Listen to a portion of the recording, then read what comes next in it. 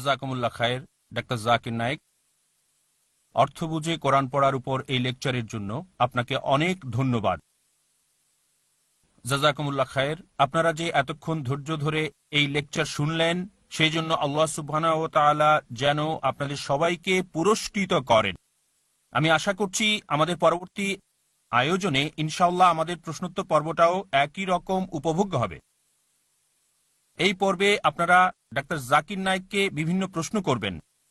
আজকে যা বলা হয়েছে সেগুলো বিস্তারিত জানার জন্য প্রশ্ন করতে পারেন, অথবা টপিকের সাথে প্রাসঙ্গিক অন্য যে কোনো প্রশ্ন। প্রশ্নোত্তর পর্বের সীমিত সময়টাকে যাতে করে ভালোভাবে কাজে লাগাতে পারি, সেজন্য কিছু নিয়ম মেনে চলতে হবে। সেগুলো হলো: 1. আপনাদের প্রশ্ন হবে টপিকের উপর। Al Quran should it be read with understanding, এটার উপরে, শুধুমাত্র টপিকের উপর। 2 নম্বর, আপনাদের প্রশ্ন হবে সংক্ষিপ্ত আর যথাযথ। 1 থেকে 5 বাক্যের মধ্যে হলে ভালো হয়। এখানে আপনি প্রশ্ন করবেন, কোনো বক্তৃতা দেবেন না বা বিতর্ক করার চেষ্টা করবেন না, খেয়াল রাখবেন। 3 নম্বর, আপনারা একবারে মাত্র একটা প্রশ্ন করবেন। দ্বিতীয় প্রশ্ন করতে চাইলে আপনি লাইনের পেছনে গিয়ে দাঁড়াবেন, সেখানে অপেক্ষা করবেন, আর সুযোগ পেলে প্রশ্ন করবেন। এখানে আপনাদের জন্য 3টা মাইকের ব্যবস্থা করা হয়েছে। 2টা পুরুষদের জন্য, একটা রয়েছে আমার ঠিক সামনে, এই মাইকটা হলো পুরুষদের জন্য। পুরুষদের জন্য দ্বিতীয় যে মাইক সেটা রয়েছে একেবারে পেছনের দিকে, আর তৃতীয় মাইকটা রয়েছে মহিলা সেকশনের একেবারে সামনের দিকে। মহিলারা সবাই এই মাইক থেকে প্রশ্ন করবেন। প্রশ্ন করার ব্যাপারে অমুসলিমদের প্রথমে সুযোগ করে দেয়া হবে। মাইকের পাশে দাঁড়ানো ভলান্টিয়ারদের আমি অনুরোধ করছি আপনারা সবাই এই নিয়ম মেনে চলবেন। ডাক্তার জাকিরকে প্রশ্ন করার আগে আপনার নাম ও পেশা বলবেন। তাহলে অনুষ্ঠানের প্রথম প্রশ্ন করা হচ্ছে 1 নম্বর মাইক থেকে। ডক্টর জাকির, প্রথমে আপনার নাম আর পেশা বলেন। বিনোদ শাহ আমার নাম, পেশায় একজন আধ্যাত্মিক আরোগ্যকারী। আমার কাজ অরা ফটোগ্রাফি আর সাইকিক সার্জারি, বিনা কাটাছেঁড়া সার্জারি। এটাকে আমরা বলতে পারি এক ধরনের আধ্যাত্মিক বিজ্ঞান। মেডিকেল সায়েন্স হলো মেডিসিনের বিজ্ঞান, আর আধ্যাত্মিক বিজ্ঞান হলো মানুষের শরীরের বিজ্ঞান। আমাদের শরীর, মন এবং আত্মা, আমরা বলি রুহ অথবা আত্মা, ঈশ্বরের ক্ষমতা নিয়ে বিজ্ঞান।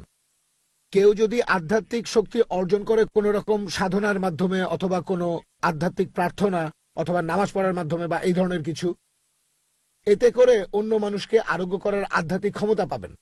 এই হলো একজন সাধারণ মানুষ আর আধ্যাত্মিক ক্ষমতা সম্পন্ন একজন মানুষের মধ্যেকার পার্থক্য। এটা হলো ক্ষমতার বিজ্ঞান, অদৃশ্য ক্ষমতার বিজ্ঞান। এখন প্রত্যেক মানুষের মধ্যে 2 ধরনের জিনিস বিদ্যমান থাকে। একটা হলো তার দৃশ্যমান শরীর, আর একটা হলো তার আত্মা, রুহ। এখন রুহ সম্পর্কিত বিজ্ঞান মানে আত্মা, এটা 99%, আর শরীরের বিজ্ঞান 1%। এখনকার দিনে প্র্যাকটিস করা হয় মেডিকেল সায়েন্স, মেডিসিনের বিজ্ঞান, মানুষের শরীরের বিজ্ঞান নয়। আর প্রত্যেক ধর্মের উদ্দেশ্য হলো মানুষের শরীরকে সুস্থ রাখা সারা জীবন ধরে, এবং জীবনের প্রধান লক্ষ্য অর্জন করা। আমাদেরকে এই অদৃশ্য ক্ষমতার বিজ্ঞান সম্পর্কে জানতে হবে, ঈশ্বরের ক্ষমতা। আপনি কি ভূমিকা বাদ দিয়ে আপনার প্রশ্নটি করবেন? আপনি 2-3টি বাক্যে আপনি ভূমিকাটা বলে ফেলেন, তারপর প্রশ্ন করেন প্লিজ স্যার। যদি আমরা কোনো একটা ধর্ম মেনে চলি, যে কোনো ধর্ম বা কোরআন, আমরা সারা জীবন ধরে নিজেদেরকে সুস্থ রাখতে পারবো, আমাদের তাহলে কোনো রকম রোগ হবে না। ভাই বললেন যে আপনি একজন আধ্যাত্মিক আরোগ্যকারী, সুস্থ করে তোলেন কোনো কাটাকাটি ছাড়া, ছুরি ব্যবহার না করে, এভাবে চিকিৎসা করেন ইত্যাদি। আধ্যাত্মিকতার কথা বললেন, শরীরের আরোগ্য, আত্মার আরোগ্য। এখন আধ্যাত্মিকভাবে রোগমুক্ত করার কথা যদি বলতে হয়, কিছু আছে সত্যিকারের রোগমুক্তি, আর কিছু আছে প্রতারণা। এ দুটোর মধ্যে অনেক পার্থক্য। জনসমক্ষে এরকম আধ্যাত্মিকভাবে আরোগ্য করা হয় করে খ্রিস্টান মিশনারিরা। আমি এরকম কয়েকটা অনুষ্ঠানে গেছি। খ্রিস্টান মিশনারিরা হয়তো একজন মানুষকে স্টেজের উপরে নিয়ে আসলো, লোকটা খোঁড়া ছিল, হাঁটা শুরু করলো, অথবা সে অন্ধ ছিল, দেখতে পেয়ে গেল। এরকম আরো অনেক দেখবেন। আর আমি জানি না আপনারা দেখেছেন কিনা, আমি কিছু ডকুমেন্টারি দেখেছি, সেখানে দেখানো হয়েছে তারা এই কাজগুলো কিভাবে করে। রহস্যটা কি। আর আমাদের ইসলামিক রিসার্চ ফাউন্ডেশন, এখানে আমরা রিসার্চ করি ইসলাম আর কম্পারেটিভ রিলিজিয়ান এর সাথে প্রাসঙ্গিক বিভিন্ন জিনিস সংগ্রহ করার চেষ্টা করি। বেশ কিছু ডকুমেন্টারিতে দেখানো হয়েছে এগুলো তারা কিভাবে করে, কিভাবে লোকজনকে বোকা বানায়। যেমন ধরেন, তারা হয়তো দেখালো যে একটা পঙ্গু লোক দর্শকের মাঝে বসে আছে, আরোগ্যকারী সেখানে গিয়ে লাঠিটা হাতে নিয়ে বলল, যিশু খ্রিস্টের নামে বলছে দৌড়াও। লোকটা দৌড়ানো শুরু করলো। তবে যে লোকটা দৌড়াচ্ছে সে বসেছিল ডান দিকে, আর যে পঙ্গু লোক সে বসেছে বাম দিকে। তাহলে বুঝতেই পারছেন সবকিছু আগে থেকে প্ল্যান করা ছিল, সবকিছু সাজানো। আমি তাদের বলি, সত্যি আধ্যাত্মিক আরোগ্যকারী হলে আমার হাসপাতালে চলে আসেন, আমি মেডিকেল ডাক্তার। আমি তাদের বলি, আমার হাসপাতালে আসেন, অনেক রোগী আছে, আরোগ্য করতে পারলে পুরো ফ্যামিলি ধর্মান্তরিত হবে। যদি আধ্যাত্মিক আরোগ্যকারী হন, আর যদি এটা সত্যি হয়, আপনার মতো কয়েকশো মানুষ হলেই চলবে। এইসব সরকারি হাসপাতালগুলো দরকার কি বলেন? না hospital, Sayan hospital, KEM hospital, আপনাকে চাকরি দেব। আমাদের আগে জানতে হবে কথাটা সত্যি নাকি মিথ্যা। হ্যাঁ, আধ্যাত্মিকতা বলে একটা ব্যাপার আছে। যেমন ধরেন, পবিত্র কোরআন আমাদের বলছে কোরআনের আয়াত আরোগ্যের জন্য ব্যবহার করা যায়। তবে এখানে আমাদের বুঝতে হবে, ইসলাম অনুযায়ী যিনি আরোগ্য করেন তিনি হুয়া শাফি, আরোগ্য করেন আল্লাহ তাআলা। যদি কেউ বলে আমি আরোগ্য করি, সেটা ননসেন্স। আমাদের আরোগ্য করেন আল্লাহ তাআলা, হয় কোনো ডাক্তারের মাধ্যমে। তবে সার্জারি করেন কোনো ছুরি বাদে। অবশ্যই এখন এরকম আছে লেজার টেকনোলজি, তবে আপনি নিশ্চয়ই এটা ব্যবহার করছেন না। আপনি কি ব্যবহার করছেন?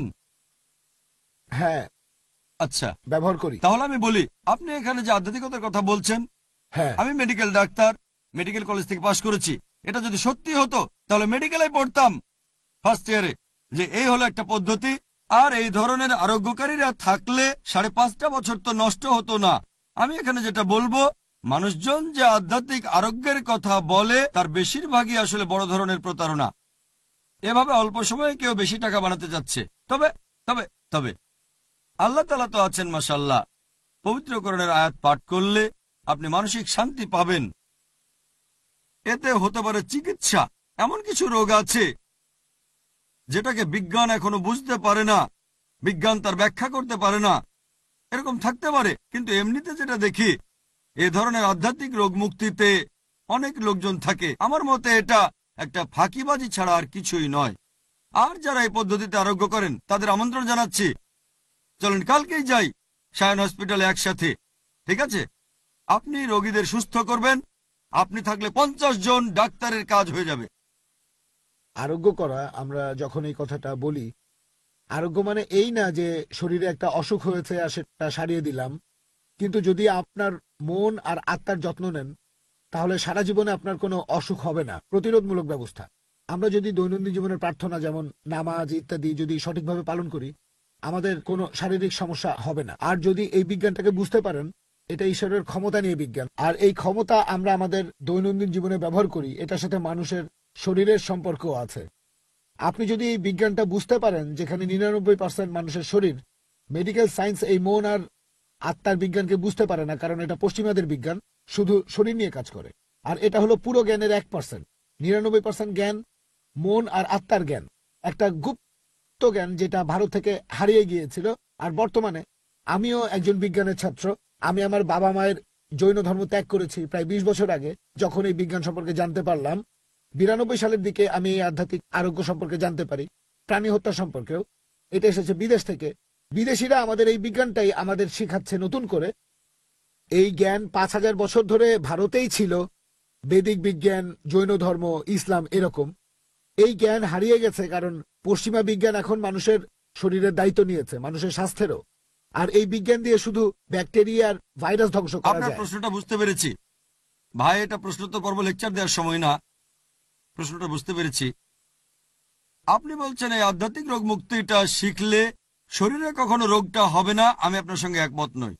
হ্যাঁ, কিছু জিনিস প্র্যাকটিস করলে এরকম হতে পারে যে আপনার বিভিন্ন রোগে পড়ার সম্ভাবনাটা বেশ কম থাকে। কিন্তু যদি বলেন যে কখনোই কোনো রোগ হবে না, আমি মানতে পারছি না। আপনার সাথে একমত নই। আমাদের বুঝতে হবে। আর আমি জানি এরকম কিছু ব্যাপার আছে, যেমন নামাজের কথা বললেন। আমি নামাজের বৈজ্ঞানিক উপকারিতার উপর একটা লেকচার দিতে পারবো, 1 ঘন্টা ধরে লেকচার দিতে পারবো নামাজের বৈজ্ঞানিক উপকারিতার উপরে। যেমন ধরেন, নামাজের সবচেয়ে সেরা পজিশন সিজদা। যখন সিজদায় যাবেন তখন শরীরের সর্বোচ্চ পয়েন্ট মানে কপাল ঠেকাবেন মাটিতে। যখন এই পজিশনে যায় তখন কি হয়, আমাদের ব্রেনে রক্তের সাপ্লাই বেড়ে যায়, ব্রেন সুস্থ স্বাভাবিক থাকে। এতে করে চিল ব্রেন হওয়ার সম্ভাবনা কম থাকে। চিল ব্রেন মুখের স্কিনের এক প্রকার রোগ। যখন সেজদা দেই তখন ব্রঙ্কিয়াল ট্রিতে ড্রেনেজ হয়, শ্বাসনালী রোগ হওয়ার সম্ভাবনা কম থাকে। আমরা যখন নিঃশ্বাস নেই, যখন শ্বাস প্রশ্বাস নেই, ফুসফুসে 1/3 বাতাস থেকে যায়, এটাকে বলে রেসিডুয়াল এয়ার। যখন সিজদার সময় নিঃশ্বাস নেবেন তখন অ্যাবডোমিনাল ভিসেরা ডায়াফ্রামে চাপ দেয়, আর ডায়াফ্রাম এই রেসিডুয়াল এয়ার বের করে দেয় এবং ফ্রেশ বাতাস ফুসফুসে যায়। রেসিডুয়াল বাতাস বেরিয়ে যাবে, তাজা বাতাস ঢুকবে। এতে ফুসফুস সুস্থ থাকার সম্ভাবনা বেশি থাকে, ফুসফুসের বিভিন্ন রোগের সম্ভাবনা কম থাকে। এছাড়াও তখন অ্যাবডোমিনাল ভিসেরায় রক্তের চলাচল বৃদ্ধি পায়, এতে পাইলস হওয়ার সম্ভাবনা কম থাকে। যখন বসা থেকে উঠে দাঁড়াবেন, সিজদা থেকে সোজা হয়ে দাঁড়াবেন, তখন কাফ মাসলে প্রেসার পড়ে। আর মেডিকেল সায়েন্স অনুযায়ী এই কাফ মাসলকে পেরিফেরাল হার্ট বলে। এটা শরীরের নিচের অংশে রক্ত পাম্প করে। আমি এভাবে আরো অনেক পয়েন্ট বলে যেতে পারি নামাজের উপকারিতাগুলো কি কি। তবে তবে আমরা মুসলিমরা এই উপকারিতার জন্য নামাজ পড়ি না। নামাজ পড়ি এভাবে আমরা আল্লাহ তাআলাকে ধন্যবাদ জানাই। এই মেডিকেল উপকারিতাগুলো হচ্ছে হালকা খাবার, ডেজার্ট। আমাদের আসল খাবার বিরিয়ানি। আল্লাহকে ধন্যবাদ জানাই, তার ইবাদত করি। এই মেডিকেল উপকারিতা দেখে হয়তো অমুসলিমরা আগ্রহ পেতে পারে, হয়তো ইসলামের কাছাকাছি আসবে, এতে স্বাস্থ্য ভালো থাকবে। তবে আসল কথা আল্লাহ তাআলাকে ধন্যবাদ জানানো, কারণ তার ইবাদত করি। এমন না যে এক্সারসাইজ করছি। এগুলো বাড়তি উপকারিতা, সাইড ডিশ। আমি অন্যান্য ধর্মের পবিত্র গ্রন্থগুলো পড়েছি, যেমন বেদ ইত্যাদি। কিছু ব্যাপারে আমি একমত, কিছু উপকারিতা আছে। তবে যদি বলেন এই কাজগুলো করলে কখনোই কোনো রোগ হবে না, আমি একমত নই। বিজ্ঞান দিয়ে এটা প্রমাণ করা যায় না। আর অমুসলিমদের বলছি, আপনারা যে প্রশ্নই করতে চান টপিকের বাইরে থেকেও হতে পারে। তাই অমুসলিম ভাই ও বোনেরা যে কোনো প্রশ্ন করতে পারেন টপিকের বাইরে থেকেও। আশা করি উত্তরটা পেয়েছেন। এবারে প্রশ্ন করা হবে পেছনের মাইকে, পুরুষদের মধ্য থেকে। আসসালামু আলাইকুম স্যার। ওয়ালাইকুম আসসালাম। আমার নাম হলো SK রন্ধর্নে, deputy engineer, government of Maharashtra, water supply department. আমি একজন অমুসলিম, নন মুসলিম। আমার প্রশ্নটা হলো যে আমাদের এই পৃথিবীতে কেন এত ধর্ম সৃষ্টি হয়েছে? আমাদের চারপাশে এত বেশি ধর্ম কেন? এখানে একটা সেন্টেন্স লেখা আছে পিস টিভি লোগোর নিচে, যে পিস টিভি মানবতার সমাধান। এখানে আমার মতামত হলো এই যে শান্তির জন্য জ্ঞান আর বিজ্ঞতার প্রয়োজন। ধন্যবাদ। ভাই একটা প্রশ্ন করলেন যে পৃথিবীতে এত ধর্ম কেন, এটা প্রথম প্রশ্ন। আর তারপর একটা মন্তব্য করলেন যে শান্তি মানবতার সমাধান, এটা পিস টিভির স্লোগান। শান্তির জন্য প্রয়োজন জ্ঞান আর বিজ্ঞতা। আমি আপনার সঙ্গে একমত। আপনার প্রশ্নের প্রথম অংশটা নিয়ে যদি বলি যে পৃথিবীতে কেন এত বেশি ধর্ম, আমাদের বুঝতে হবে যে সর্বশক্তিমান ঈশ্বর, আমাদের স্রষ্টা আল্লাহ সুবহানাহু ওয়া তাআলা পাঠিয়েছেন মাত্র একটা ধর্ম। আল্লাহ পবিত্র কোরআনে বলেছেন, সূরা আলে ইমরান অধ্যায় নম্বর 3 আয়াত নম্বর 19, ইন্নাদ-দীনা ইনদাল্লাহিল ইসলাম। একমাত্র ধর্ম, একমাত্র জীবন দর্শন যেটা আল্লাহ তাআলার গ্রহণযোগ্য, সেটা আল্লাহ তাআলার কাছে আত্মসমর্পণ করা। আল্লাহ তাআলা মাত্র একটা ধর্মই পাঠিয়েছেন। আর যত নবী রাসূল পৃথিবীতে এসেছেন, যেমন ধরেন আদম, ইব্রাহিম, মুসা, ঈসা, মুহাম্মদ, ওনারা সবাই শান্তিতে থাকুন। তারা মানুষকে একটা শিক্ষাই দিয়েছেন, আল্লাহর কাছে আত্মসমর্পণ করা। এখন আরবি ভাষায় যদি কেউ আল্লাহ তাআলার কাছে আত্মসমর্পণ করে তাহলে তাকে বলা হয় মুসলিম। আর ইসলাম, এই আরবি শব্দটার মূল আরবি শব্দটা হচ্ছে সালাম, যার মানে শান্তি। এর আরেকটা মূল আরবি শব্দ হচ্ছে সিলম, যার মানে আল্লাহ তাআলার কাছে নিজের ইচ্ছাকে সমর্পণ করা। তাহলে এক কথা ইসলাম মানে আল্লাহ তাআলার কাছে আত্মসমর্পণের মাধ্যমে শান্তি অর্জন করা। তাহলে আমাদের স্রষ্টা আল্লাহ তাআলা পাঠিয়েছেন মাত্র একটাই ধর্ম। তবে সময় বদলানোর সাথে সাথে ধর্মগ্রন্থগুলোও বদলে গেছে, বিকৃত হয়ে গেছে, নতুন জিনিস ঢুকেছে। আর এই ধর্মগ্রন্থ বদলানোর ব্যাপারে আল্লাহ পবিত্র কোরআনে বলেছেন, সূরা বাকারা অধ্যায় নম্বর 2 আয়াত নম্বর 79, فويل للذين يكتبون الكتاب بأيديهم ثم يقولون هذا من عند الله ليشتروا به ثمنا قليلا فويل لهم مما كتبت أيديهم وويل لهم مما يكسبون। দুর্ভোগ তাদের যারা নিজ হাতে কিতাব রচনা করে আর বলে এটা আল্লাহর নিকট হতে। তারা এটা বলে তুচ্ছ মূল্য প্রাপ্তির জন্য। তাদের রচনার জন্য শাস্তি তাদের, যা উপার্জন করে সেজন্য শাস্তি তাদের। আল্লাহ তাআলা পাঠিয়েছেন অনেক আসমানি কিতাব, অনেক ইনস্ট্রাকশন ম্যানুয়াল। সময় বদলানোর সাথে সাথে এই ইনস্ট্রাকশন ম্যানুয়াল, আল্লাহর এই আসমানি কিতাব বদলে গেছে। যখন কোনো কিতাব বিকৃত হয়ে গেছে, আল্লাহ নতুন রাসূল পাঠিয়েছেন আর নতুন কিতাব। এইভাবে অনেক দিন চলেছে। তারপর আল্লাহ পাঠালেন সর্বশেষ ও চূড়ান্ত নবী মুহাম্মদ সাল্লাল্লাহু আলাইহি সাল্লামকে, আর সর্বশেষ ও চূড়ান্ত আসমানি কিতাব কোরআন নাজিল করলেন। এর আগে যেসব নবী রাসূল এসেছিলেন, আমাদের প্রিয় নবী মুহাম্মদ সাল্লাল্লাহু আলাইহি সাল্লাম বলেছেন যে আল্লাহ তাআলা এই পৃথিবীতে 1,24,000 নবী রাসূল পাঠিয়েছেন। পবিত্র কোরআনে মাত্র 25 জনের নাম বলা হয়েছে, অন্যদের নাম আমরা জানি না। হতে পারে একজন প্রশ্ন করেছিল, আপনি কি মনে করেন, একজন হিন্দু আমাকে এই প্রশ্নটা করেছিল, আপনি কি রামকে আল্লাহর রাসূল বলে মানেন অথবা শ্রীকৃষ্ণকে কি আল্লাহর রাসূল বলে আপনি মানেন? আমি বলবো, যেহেতু নামটা কোরআন হাদিসে উল্লেখ করা নেই, আমি জানি না। হতে পারে রাসূল অথবা নাও হতে পারে, নিশ্চিত করে বলতে পারছি না। তবে একথাটা মানতে হবে, যেসব নবী রাসূল এসেছেন নবী মুহাম্মদ সাল্লাল্লাহু আলাইহি ওয়াসাল্লামের আগে, তারা ছিলেন সেই সময় আর সেখানকার মানুষের জন্য। তাহলে রাম যদি আল্লাহ রাসূল হয়েও থাকেন, যদি কৃষ্ণ আল্লাহ রাসূল হয়েও থাকেন, তারা এসেছিলেন সেখানকার মানুষ আর সেই সময়ের জন্য। বর্তমানে পৃথিবীর সব মানুষ, তারা থাকতে পারে ভারতে অথবা আমেরিকায় বা সৌদি আরবে বা কানাডায় বা ইংল্যান্ডে, পৃথিবীর যে কোনো জায়গায় তারা মানবে সর্বশেষ ও চূড়ান্ত নবী মুহাম্মদ সাল্লাল্লাহু আলাইহি সাল্লামকে এবং সর্বশেষ ও চূড়ান্ত আসমানি কিতাব পবিত্র কোরআন।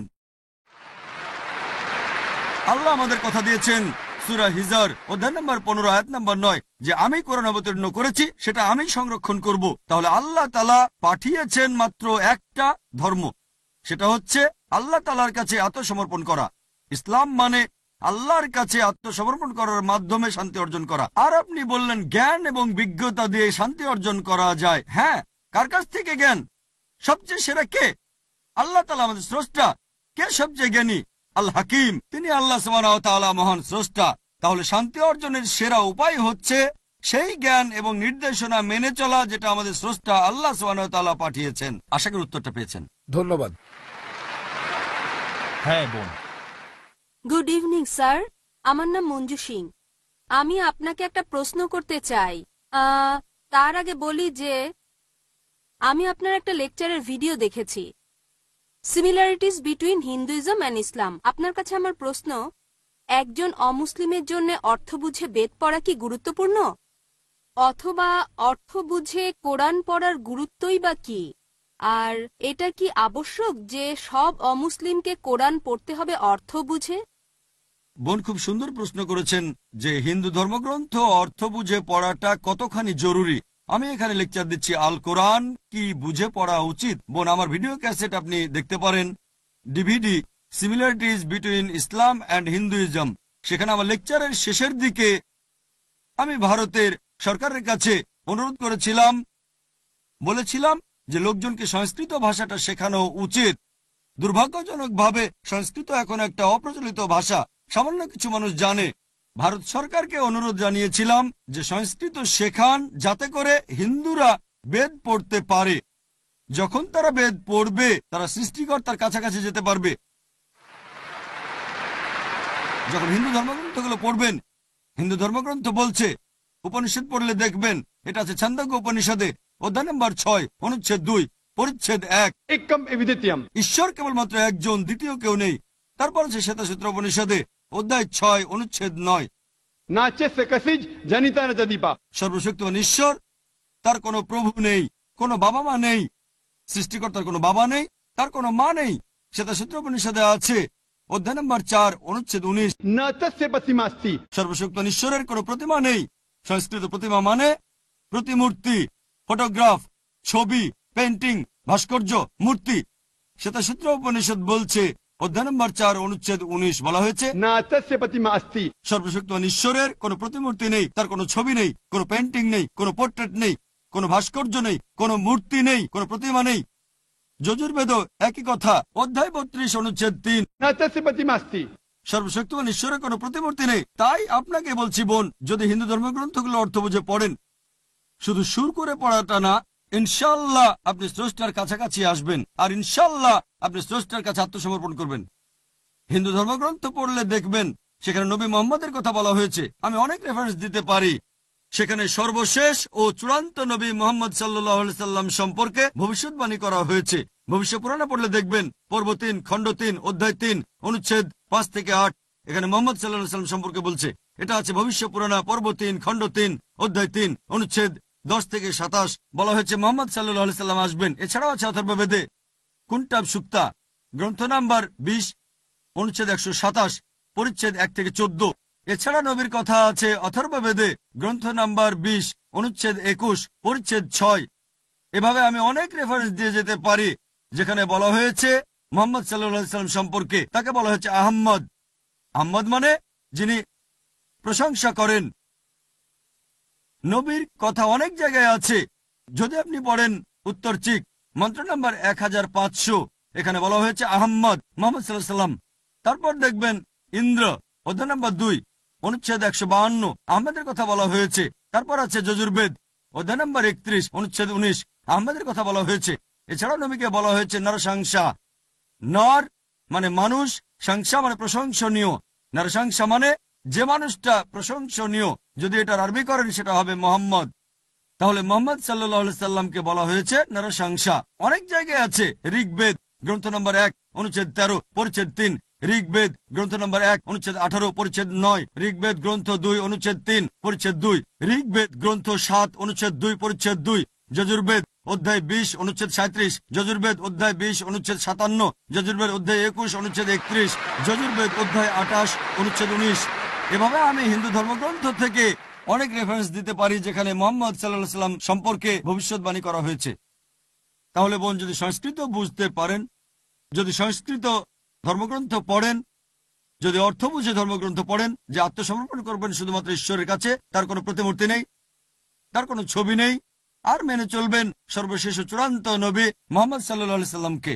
আশা করি উত্তরটা পেয়েছেন। ধন্যবাদ।